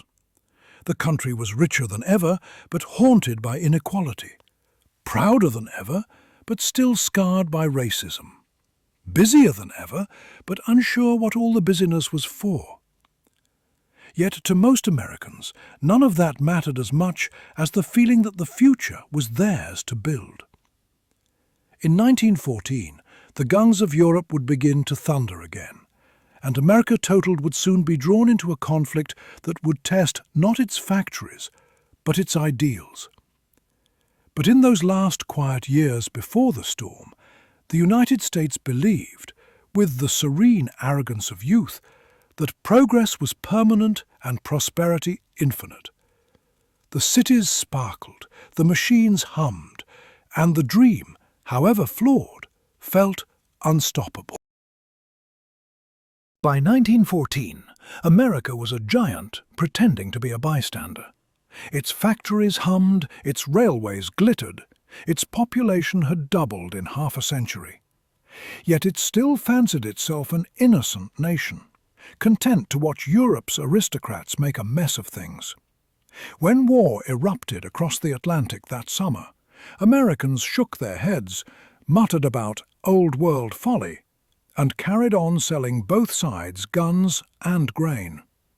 But neutrality has a shelf life, especially when profit is involved. As German submarines prowled the seas and the Lusitania sank beneath the waves with American passengers aboard, patience thinned. President Woodrow Wilson, a former professor with the moral certainty of a theologian, spoke of staying above the fray. But by 1917, he decided that America must make the world safe for democracy. It was a noble phrase, if a slightly naive one. The country that had spent 50 years arguing over labour rights and lynchings was now off to civilize Europe. Still, the call to arms echoed through towns and cities. Young men marched, bands played, and factories shifted from stoves to shells. In less than 2 years, the United States became the arsenal of the Allies. Its soldiers, the doughboys, shipped across the ocean to a continent half destroyed. The war they found was a nightmare of mud and machinery. Trenches reeked of death and despair, rats large as cats feasting on the fallen. But the Americans brought something new, speed, optimism, and a kind of noisy innocence. They sang, smoked, and charged across battlefields that had swallowed entire British generations. When the guns finally fell silent in 1918, America stood not just as a victor, but as a creditor. Europe owed it billions. The future, it seemed, owed it everything. Wilson arrived at the Paris Peace Conference like a man convinced he was rewriting scripture. His 14 points promised self-determination, open diplomacy, and a League of Nations to prevent future wars. The Europeans, blooded and cynical, nodded politely and ignored him. In the end, the treaty that emerged punished Germany, rewarded empires, and sowed the seeds for another conflict. Wilson came home to a Congress that refused to join his precious League. The prophet of peace collapsed from exhaustion, a stroke leaving him half paralyzed, his dreams dissolving into bitterness. America, meanwhile, turned inward. The soldiers came home, the factories slowed, the taste of victory soured into restlessness. And then, quite suddenly, the nation began to dance. The 1920s burst open like a champagne cork. The war had ended, the machines had stayed, and everyone wanted to forget. Jazz poured from speakeasies, flappers bobbed their hair, and men in tailored suits drove new-fangled automobiles through city streets. The age of noise had arrived, and it sounded marvellous. In Harlem, musicians like Louis Armstrong and Duke Ellington turned grief into rhythm, pain into brass. Writers, Langston Hughes, Zora Neale Hurston, wrote of black life with wit and defiance. The Harlem Renaissance made Harlem the cultural capital of the black world. It was defiant, joyous, and gloriously alive. The joy, however, came with shadows. The Great Migration had already begun during the First World War, when 6 million black Southerners fled Jim Crow's terror for the promise of northern factory jobs. They traded cotton fields for steel furnaces, sharecropping for tenement rent, and found that segregation travelled well. Yet even amid the smoke and struggle, jazz clubs, churches and newspapers built new communities, the architecture of modern black America. Elsewhere, prohibition turned morality into business. The 18th Amendment, banning alcohol, discovered the opposite of its intent. An empire of bootleggers, gangsters, and speakeasies. Al Capone, with his fedora and grin, became both villain and celebrity. Police raided warehouses. Bartenders poured gin in teacups. America learned that outlawing fun was a fool's errand. And through it all, another revolution took place, quietly but profoundly. In 1920, women finally won the vote. The flappers who danced to jazz in sequin dresses were, in their own way, celebrating the 19th Amendment, which granted white women suffrage after a century of struggle. Yet even as champagne fizzed, black women in the South still needed armed escorts to reach polling stations. Democracy, it seemed, came in shades. The stock market soared. Radios filled living rooms with jazz and advertising. Henry Ford's assembly lines made cars affordable, turning motion into a birthright. The cities shone electric at night, symbols of modernity and excess. Even farmers bought stock on credit, convinced the party would never end. Then, in 1929, it did. The stock market crashed in October, a slow-motion disaster that began with disbelief and ended in despair. Banks folded, savings vanished, and the same telegraph wires that had once carried stock quotes now carried ruin. By 1932, 1 in 4 citizens was unemployed. Bread lines stretched for blocks. Men sold apples on street corners, wearing their old office suits. The photographs of the time look sepia now, but the hunger was in colour. Farmers watched the soil itself blow away in the Dust Bowl, black storms sweeping across Kansas and Oklahoma, turning noon to night. Families loaded their lives onto wagons and headed west, chasing rumours of jobs in California.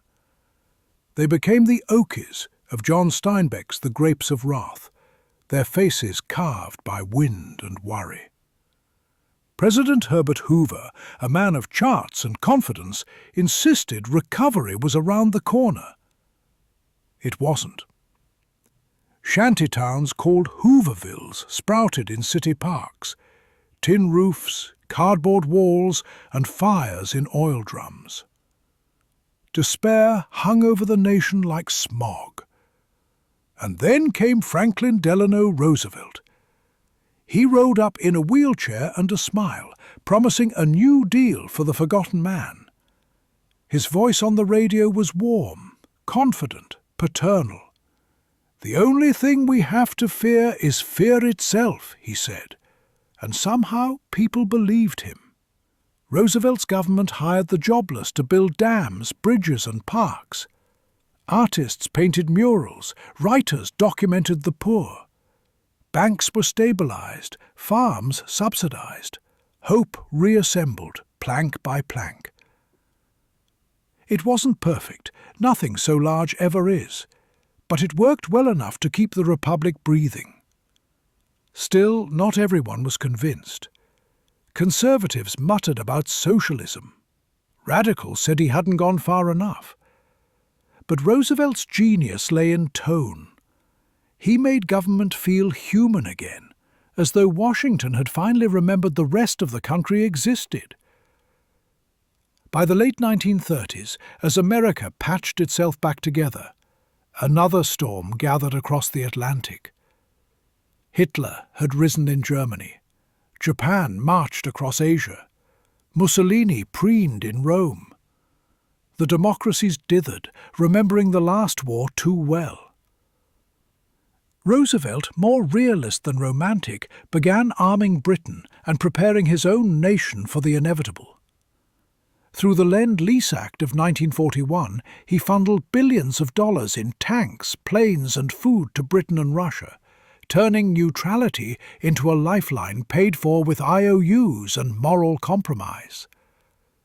America was not yet in the war, but it was already choosing sides.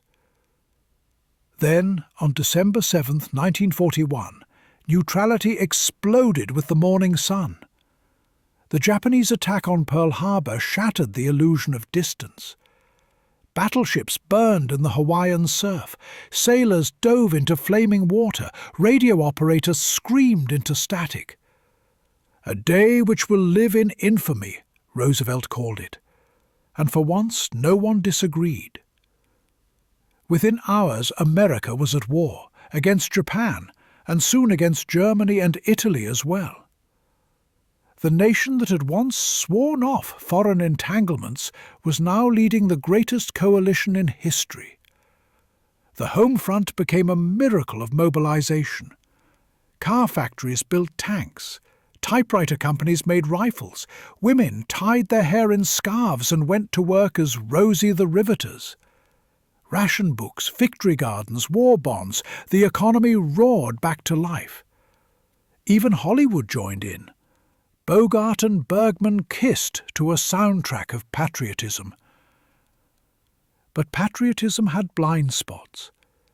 In 1942, under the banner of security, 120,000 Japanese Americans, two-thirds of them citizens, were stripped of homes and herded into internment camps behind barbed wire.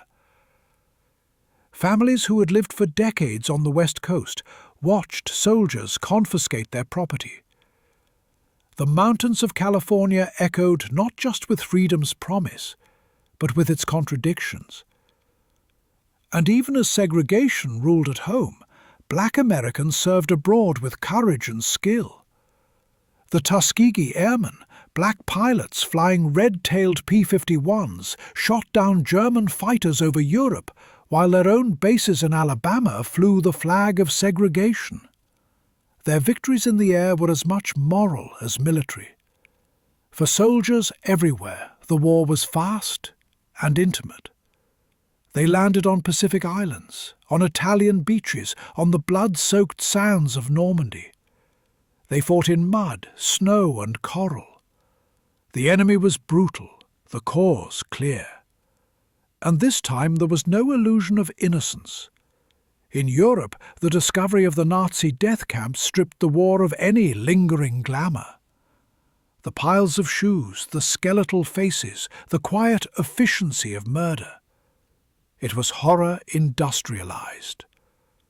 In the Pacific, the fighting became a nightmare of endurance, jungles, flamethrowers, kamikazes, and a sense that each island was bought with too much blood. A secret so vast it was hidden across 3 states, then arrived: the Manhattan Project. Scientists in desert labs split atoms and realized they had built something that could end civilization. When the bombs fell on Hiroshima and Nagasaki in August 1945, cities vanished in light and ash. The war ended. The world changed. Humanity had discovered its own shadow. In the aftermath, the United States emerged both triumphant and troubled. Its soldiers returned as heroes, its industries unscathed, its rivals in ruins. It was now the arsenal, the creditor, the moral centre, though none of those titles would sit easily for long. The old dream of isolation was gone. The new world would be one of responsibility and fear. At home, People tried to make sense of it all. Veterans married, bought homes, and filled suburbs. Women who had tasted independence were told to return to kitchens.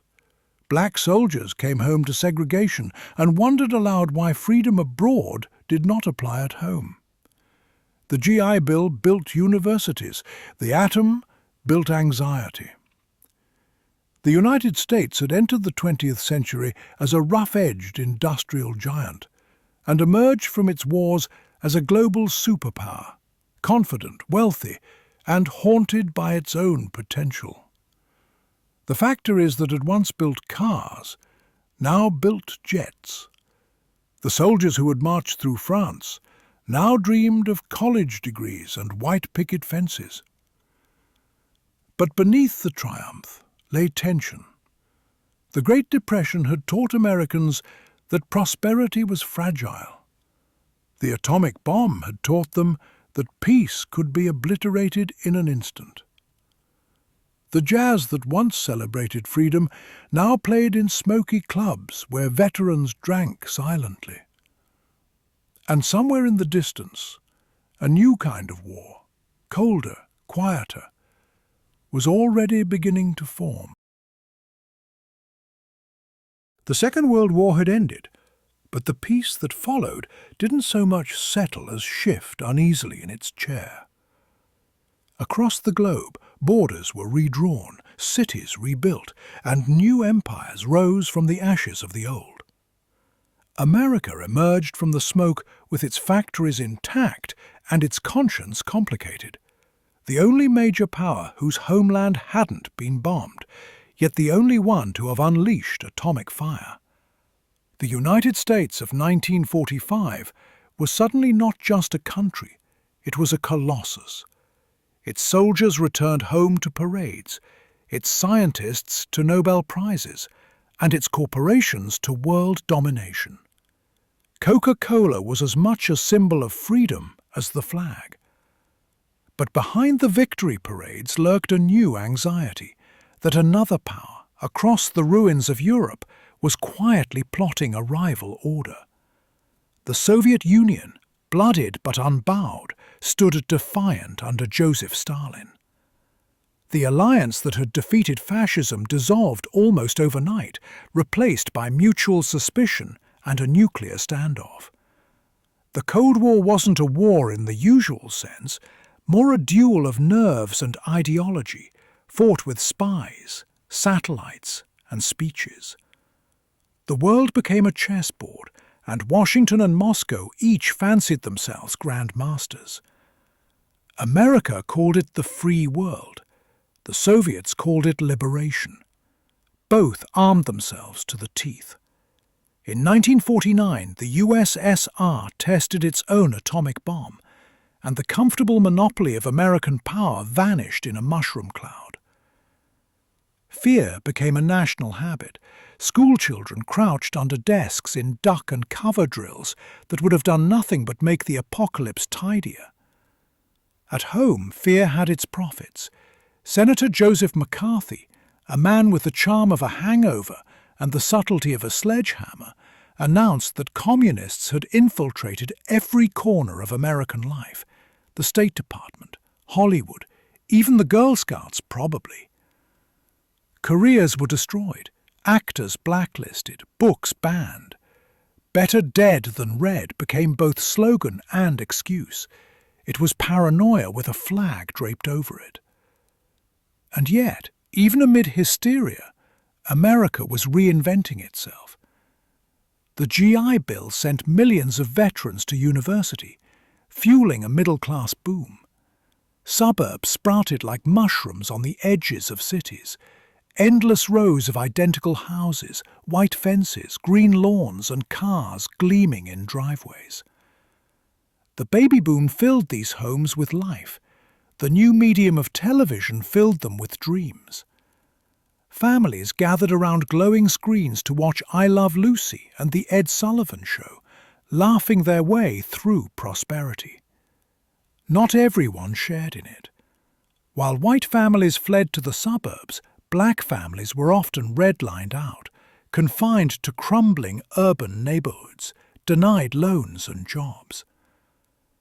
Segregation, that old American disease, persisted beneath the chrome and optimism. But by the mid-1950s, the pressure for change could no longer be contained. In 1955, in Montgomery, Alabama, a seamstress named Rosa Parks refused to give up her bus seat to a white man. It was a small act, quiet, dignified, but it set off a movement that would shake the nation. A young preacher named Martin Luther King Jr. rose to prominence, his voice calm but commanding, his dream both ancient and revolutionary. The Montgomery bus boycott lasted over a year and proved that collective defiance could move mountains. The civil rights movement gathered momentum, sit-ins, marches and freedom rides. Students faced dogs and fire hoses in Birmingham, were beaten and jailed in Jackson, and bled on the Edmund Pettus Bridge in Selma. America watched these scenes on its new televisions and felt a creeping unease, the kind that comes when ideals meet evidence. By 1964, under Lyndon B. Johnson, Congress passed the Civil Rights Act, outlawing segregation.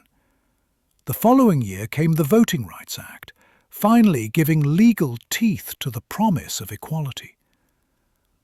But history rarely delivers justice without irony. Just as the laws changed, the dreamer himself was taken. Martin Luther King Jr., shot on a Memphis balcony in 1968. The bullet that killed him tore through the conscience of a nation. Meanwhile, beyond the civil struggle, the Cold War had found its first battlefields. In Korea, American troops fought under the UN flag, pushing back communist forces in a brutal seesaw war that left millions dead and nothing much changed. It ended in stalemate, a draw no one celebrated. In the early 1960s, under John F. Kennedy, the Cold War reached the edge of apocalypse. The Cuban Missile Crisis brought the world within hours of nuclear war. Khrushchev blinked first, the missiles went home, and Kennedy emerged a hero, only to be annihilated a year later in Dallas.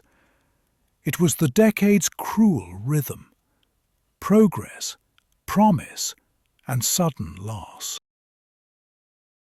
What began as an advisory mission under Kennedy became a full-blown conflict under Lyndon Johnson, and then a national wound under Richard Nixon. Jungle warfare, chemical defoliants, draft lotteries, and on the home front, a generation that refused to march quietly. The Vietnam War hard arrived, a slow, humid nightmare. Protest became the new pastime. University campuses thrummed with chants and guitars. Bob Dylan sang about answers blowing in the wind. Joan Baez turned pacifism into poetry. The counterculture, all beads, bell-bottoms and bewildered parents, declared peace and love, while the television showed napalm and funerals. Woodstock in 1969 was their high mass, 500,000 muddy pilgrims celebrating freedom, music, and marijuana. For 3 days, America's youth believed they were changing the world. A few months later, at Altamont, a concert turned violent, and the illusion died to the sound of a knife in the dark. Not all rebellion was musical. The women's movement, spurred by Betty Friedan's The Feminine Mystique, 1963, demanded more than domestic bliss. Women marched, picketed, and demanded equal pay, abortion rights, and liberation from the pastel prison of the suburbs. The personal is political, they said. And it was. Change rippled outward. The gay rights movement erupted after the Stonewall riots of 1969, when drag queens and young men fought back against police raids in a New York bar. Environmentalism, too, found its voice. Rachel Carson's Silent Spring, 1962, warned of poisoned earth, leading to the creation of the Environmental Protection Agency in 1970. America, so proud of conquering nature, began to wonder if it had gone too far. Even the moon was no longer beyond reach. In 1969, Neil Armstrong stepped onto lunar dust and murmured words that would outlive him. One small step for man, one giant leap for mankind. Millions watched, jaws slack. It felt like victory, science's crowning moment, America's flag fluttering in space. For a moment, the Cold War seemed worth it. But while one generation gazed at the stars, another stared at the television in disbelief. The Watergate scandal unravelled in the 1970s, revealing a presidency rotted by paranoia. Nixon, who had promised to end Vietnam and restore order, was undone by his own tape recorders. In 1974, he resigned, the first U.S. president ever to do so, waving stiffly before boarding the helicopter that would carry him from the White House lawn into infamy. Disillusionment became the new national mood. The war had ended, but its ghosts lingered in veterans' nightmares. The economy faltered. Oil shocks sent queues snaking from petrol stations. The idealism of the 1960s curdled into cynicism. Americans who had once believed they could change the world now wondered if they could even pay their bills. And yet, beneath the gloom, something enduring remained. The habit of reinvention. Out of protest came policy. Out of trauma came art. Out of chaos came culture. The 1970s gave rise to soul music, punk rebellion, and the first stirrings of Silicon Valley's geek dreamers.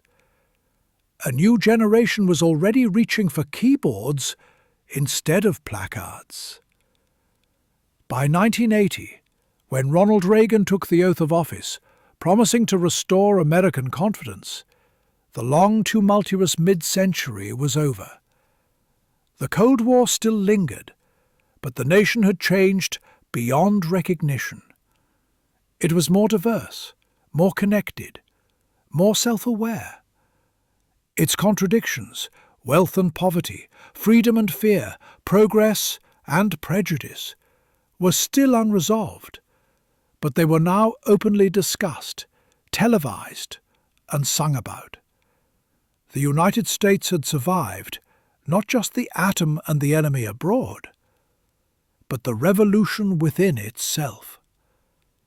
It had stared down McCarthyism and racism, danced through Woodstock, and come out blinking into the fluorescent light of modernity, weary, wiser, and still, somehow, endlessly optimistic.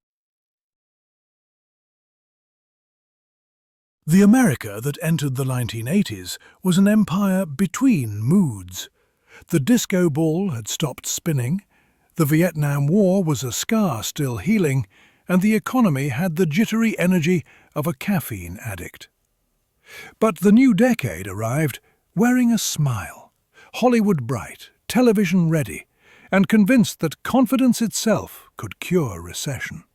At its centre stood a man who'd once sold cigarettes and optimism from a silver screen. Ronald Reagan spoke not like a politician, but like a genial neighbour, promising to fix the fence tomorrow. He told Americans that they were still the shining city upon a hill, a phrase so luminous it nearly hid the deficits beneath. The Cold War was back on, but this time with better music and bigger hair. Reaganomics, part theology, part gamble, cut taxes, deregulated industries, and trusted that prosperity would trickle down like warm syrup. Sometimes it did. Often it puddled higher up. Wall Street swaggered through the decade as if greed had been rebranded as civic duty. On trading floors and in shopping malls, America discovered that consumption was both therapy and religion. Behind the chrome and the confidence, the world was shifting in quieter, more permanent ways. In California garages, young men with improbable hair and cheaper computers were sketching the outlines of a digital revolution. The transistor had made computing personal.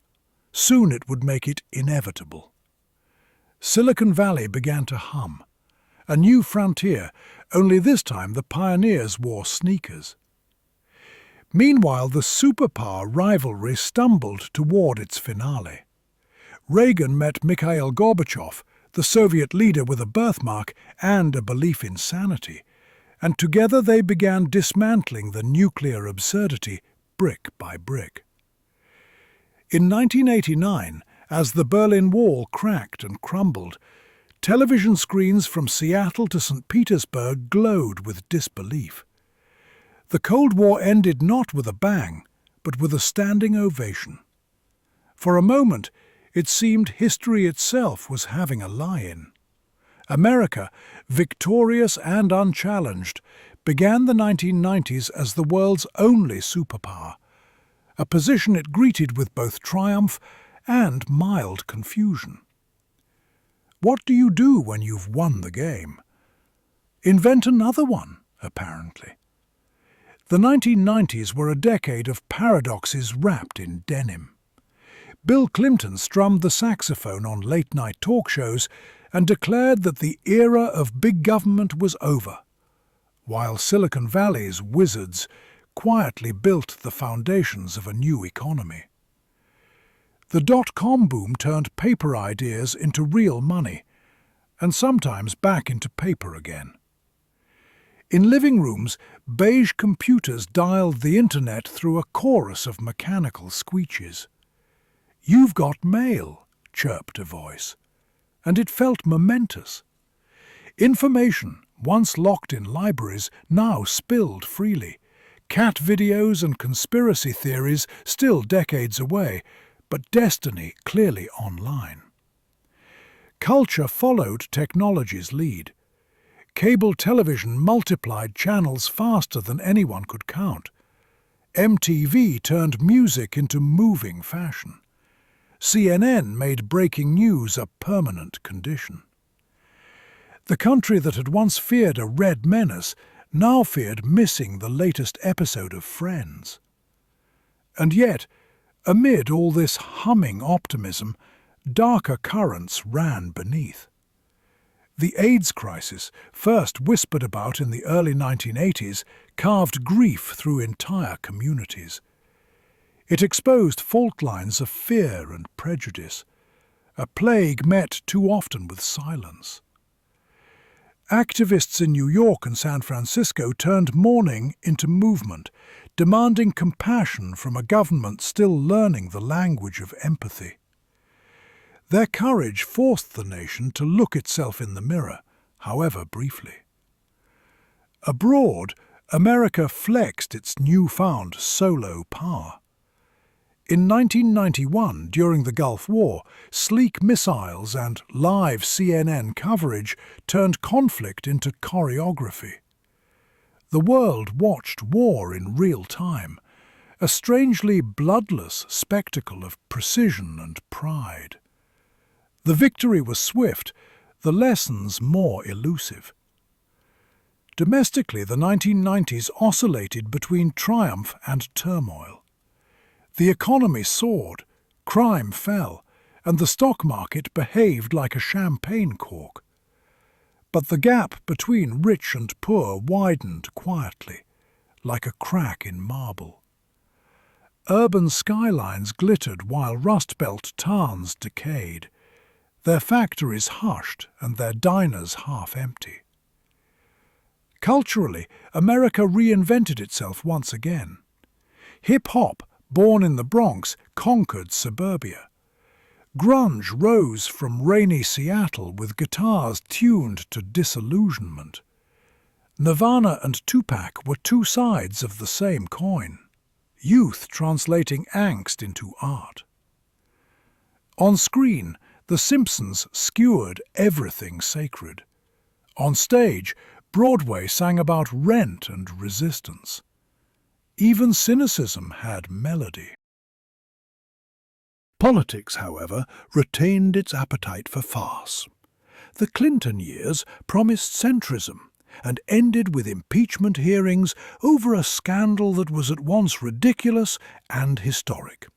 Proof that even the world's superpower could be undone by a laundry mishap and a lie. The late-night comedians feasted. The rest of the world looked on, half amused, half aghast. Still, the decade's true revolution was invisible. Fiber-optic cables snaked beneath oceans, connecting continents like neural pathways. The first search engines were indexing human curiosity. The first mobile phones, heavy as bricks and proud of it, hinted at constant connection. America had invented a new empire, not of territory but of information. By century's end, globalization had become both mantra and menace. McDonald's golden arches glowed from Moscow to Manila. Hollywood stories became everyone's myths.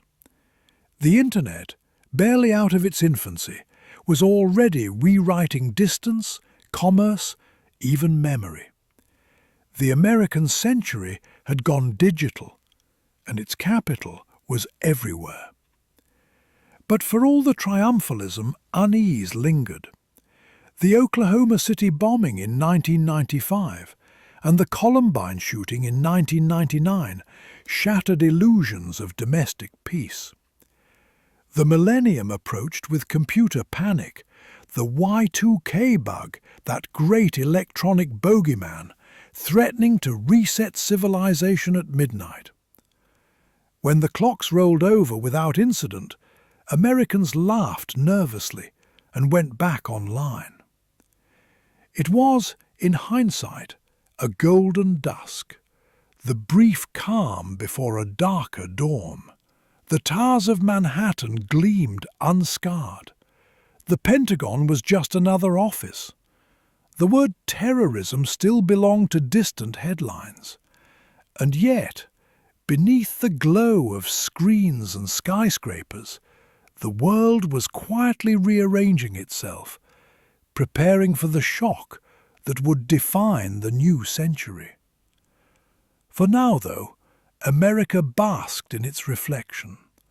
The Cold War was over, the economy was booming, and technology promised utopia on demand. A superpower at ease, it mistook motion for progress and connection for understanding. The hum of the modem became the lullaby of an age.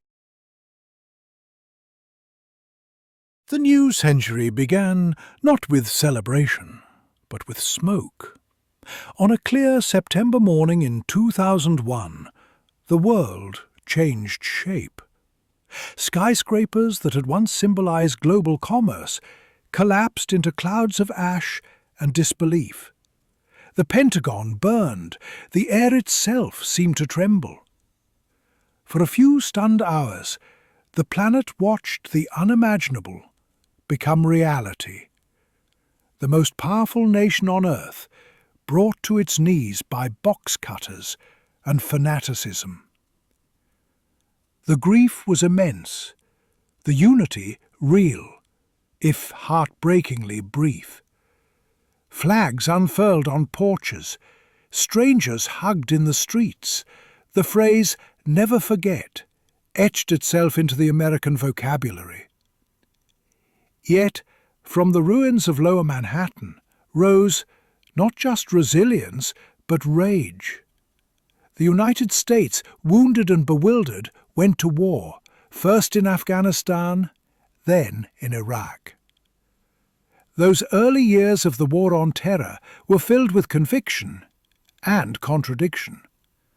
The Taliban fell quickly, Baghdad even faster. But victory, that slippery American promise, refused to stay caught. The conflict stretched on, costly in blood and treasure, while the justifications grew muddier with each press conference. America found itself policing the very chaos it had unleashed, exporting democracy at gunpoint, and discovering that freedom was far harder to install than Windows XP. From air-conditioned trailers in Nevada, pilots sipped coffee and dropped hellfires on Yemeni weddings. Collateral damage measured in pixels. The drone age had begun. Warfare at the click of a mouse, distant, yet disturbingly intimate. At home, fear became bureaucracy. The Department of Homeland Security was born, airport queues lengthened, privacy quietly shrank. The Patriot Act peered into emails and phone calls with the earnestness of a nation that trusted itself entirely. Even as the wars dragged on, a new enemy, invisible, digital and domestic, was beginning to take form.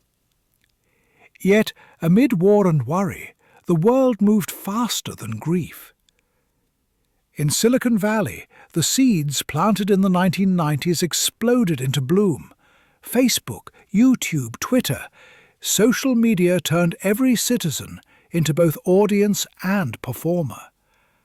The iPhone arrived in 2007, and within a decade, the Internet had leapt from desk to palm. America's gift to the world, and perhaps its curse, was connection without pause. Then came 2008. The global financial system, drunk on its own invention, collapsed spectacularly.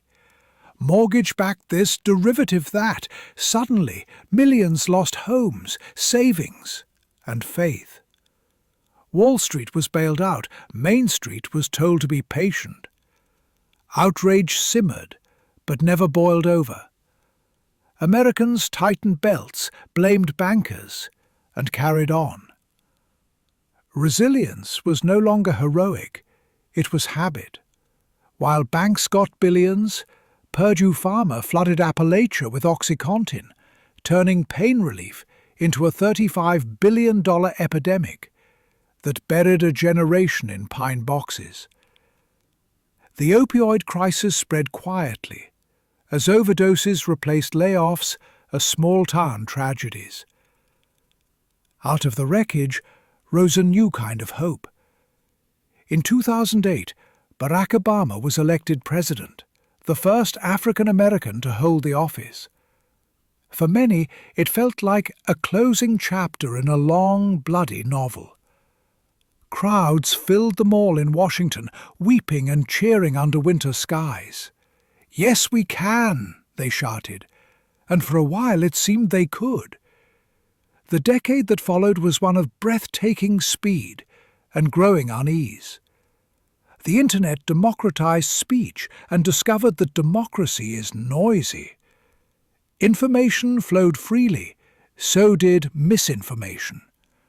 The same tools that united movements, Occupy Wall Street, hashtag Black Lives Matter, hashtag Me Too, also amplified anger, division and conspiracy.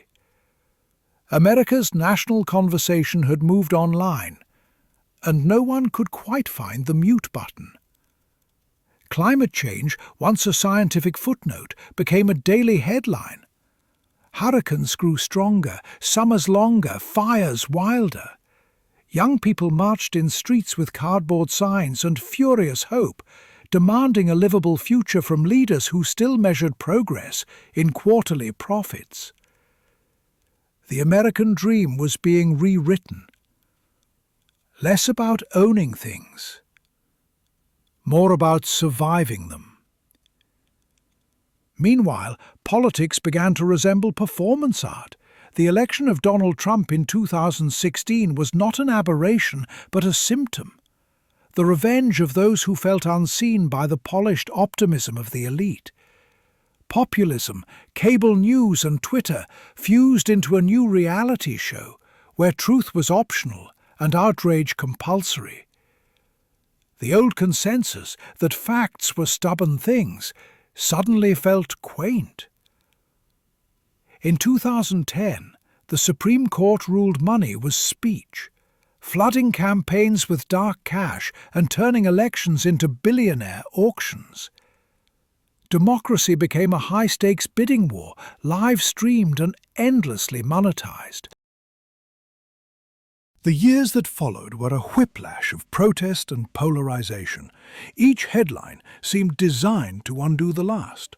Yet even in division, America remained itself. Loud, restless, argumentative, impossible to ignore. The Republic was still holding, though often by the fingernails. Then came 2020, the year the world stopped.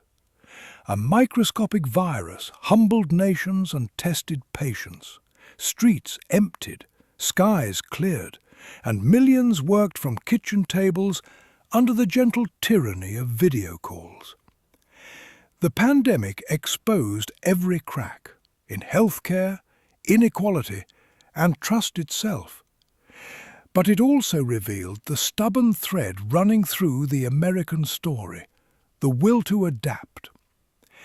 Vaccines arrived in record time. Scientists became household names, and once again reinvention proved the national reflex. By 2023, ChatGPT wrote essays, coded apps, and convinced half the internet it was human. Silicon Valley's latest miracle, or its next unemployment line. Technology had learned to mimic its creators, and humanity wasn't entirely sure whether to celebrate or panic. In the wake of crisis came reckoning. Statues fell, debates flared, and the nation confronted its own unfinished business. Race, class, truth, democracy. The 2020 election unfolded amid masks, mail-in ballots and misinformation. The Capitol riot that followed was both absurd and alarming. Citizens dressed as revolutionaries, invading the very symbol of their republic. If history had a sense of humour, it was now pitch black. Yet even as tempers cooled and headlines shifted, life went on. America stumbled, argued, innovated. It sent rovers to Mars, mapped the human genome, and invented vaccines with messenger RNA. Science fiction turned routine. It also wept again. In 2012, 21st graders and 6 teachers died in Newtown. Congress sent thoughts and prayers, while the NRA sent campaign checks. Mass shootings became background noise, each tragedy briefly shocking, then swiftly absorbed into the next news cycle. Now, as the 2020s stretch on, the United States stands at another crossroads, though it's one it's visited many times before. Technology is rewriting work, politics, even identity. Artificial intelligence promises both miracles and unemployment. The climate grows hotter, the discourse colder. And yet, through all of it, the same uneasy optimism hums on, the belief that tomorrow, somehow, will still be better. For that is America's oldest faith, not in gods or kings, but in the idea of self-renewal. The country argues endlessly because it believes change is still possible. It doubts Therefore it endures. The Republic may be noisy, fractured, and occasionally absurd, but it remains alive in a way that only restless nations can be. And so, as another century unfolds, the story continues, not finished, not perfect, but still in motion. A nation forever reinventing itself in the glow of its own contradictions.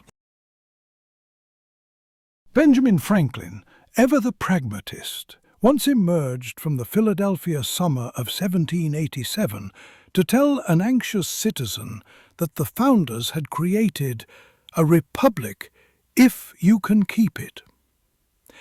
2.5 centuries later, America is still trying.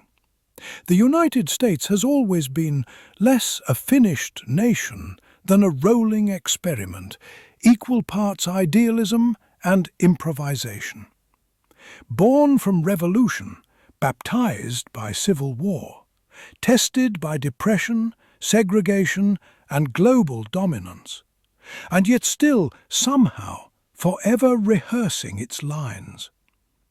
It remains the world's most enduring act of self-invention, performed daily across 50 restless states. Every generation has imagined itself the first to see the cracks in the Republic. The farmers who mutinied under Washington thought the dream was slipping away. So did the abolitionists, the suffragettes, the protesters at Selma, the students in 1968, the coders and campaigners of today. And perhaps they were all right. The Republic is always slipping. That's its nature. It must be caught and remade again and again by hands that still believe it's worth saving. For America's genius has never been in its perfection, but in its capacity for reinvention. From frontier cabins to Silicon Valley offices, from wagon trains to rocket labs, its citizens have treated history as an ongoing project rather than a completed work. Each crisis has been an edit, each protest a footnote, each comeback a fresh paragraph in an unfinished draft. It is, in the end, a noisy masterpiece. Where other nations whisper their myths, America shouts its contradictions from rooftops, liberty and inequality, power and guilt, innovation and excess. It is both preacher and salesman, both dreamer and cynic. A country that can land a man on the moon, but struggle to fix its own schools, that can free the world from tyranny, yet quarrel endlessly about healthcare. And yet, within that contradiction lies its peculiar beauty. To live in America is to believe that tomorrow can always be better, that failure is merely rehearsal, that destiny, like democracy, can be crowdsourced. Even its cynicism feels oddly hopeful, as if doubt itself were a form of faith. Across its vast landscape, from the neon deserts of Nevada to the quiet farms of Iowa, from the brownstones of Brooklyn to the bayous of Louisiana, one truth endures. The Republic keeps itself through argument. Its unity is not silence but sound, the hum of disagreement, the static of freedom. In recent years, the noise has grown deafening. Politics has become sport, truth negotiable, decency optional. But beneath the shouting, the same stubborn rhythm beats on. The heartbeat of a people who, for all their fury, still show up to vote, to volunteer, to hope. For all their divisions, they remain bound by a strange loyalty to the idea that they can disagree and still belong. Perhaps that is what Franklin meant. A republic, after all, is not a possession but a practice, one that must be performed daily, imperfectly, by millions of flawed participants. It cannot be kept by decree or defended by drones. It must be renewed in every classroom, every courthouse, every kitchen table argument about what America ought to be. The flag still waves, not as a symbol of perfection, but of persistence. Its stripes recall struggle. Its stars, the eternal temptation to reach beyond what is. Each generation adds its own light, however brief, to that constellation. Some burn fiercely, others flicker, but together they trace the outline of a nation forever reaching for its better self. Now, as the world edges deeper into the digital and the uncertain, America's contradictions feel more vivid than ever. Free but anxious, powerful but fragile, endlessly innovative yet perpetually unsatisfied. It has conquered distance, decoded DNA, and built machines that can think. And yet it still asks the oldest human question. Who are we, and what should we do with our freedom? Perhaps there is no final answer, only the ongoing attempt to ask the question honestly. That, too, is part of the Republic's strange grace. So if you find yourself drifting to sleep tonight, somewhere beneath the same stars the founders once looked upon, remember that the story is still being written, by dreamers and doubters alike. The ink is messy, the paper torn, but the hand that writes has never quite stopped moving. The Republic endures, noisy, noble, and never complete. A dream dreamed awake.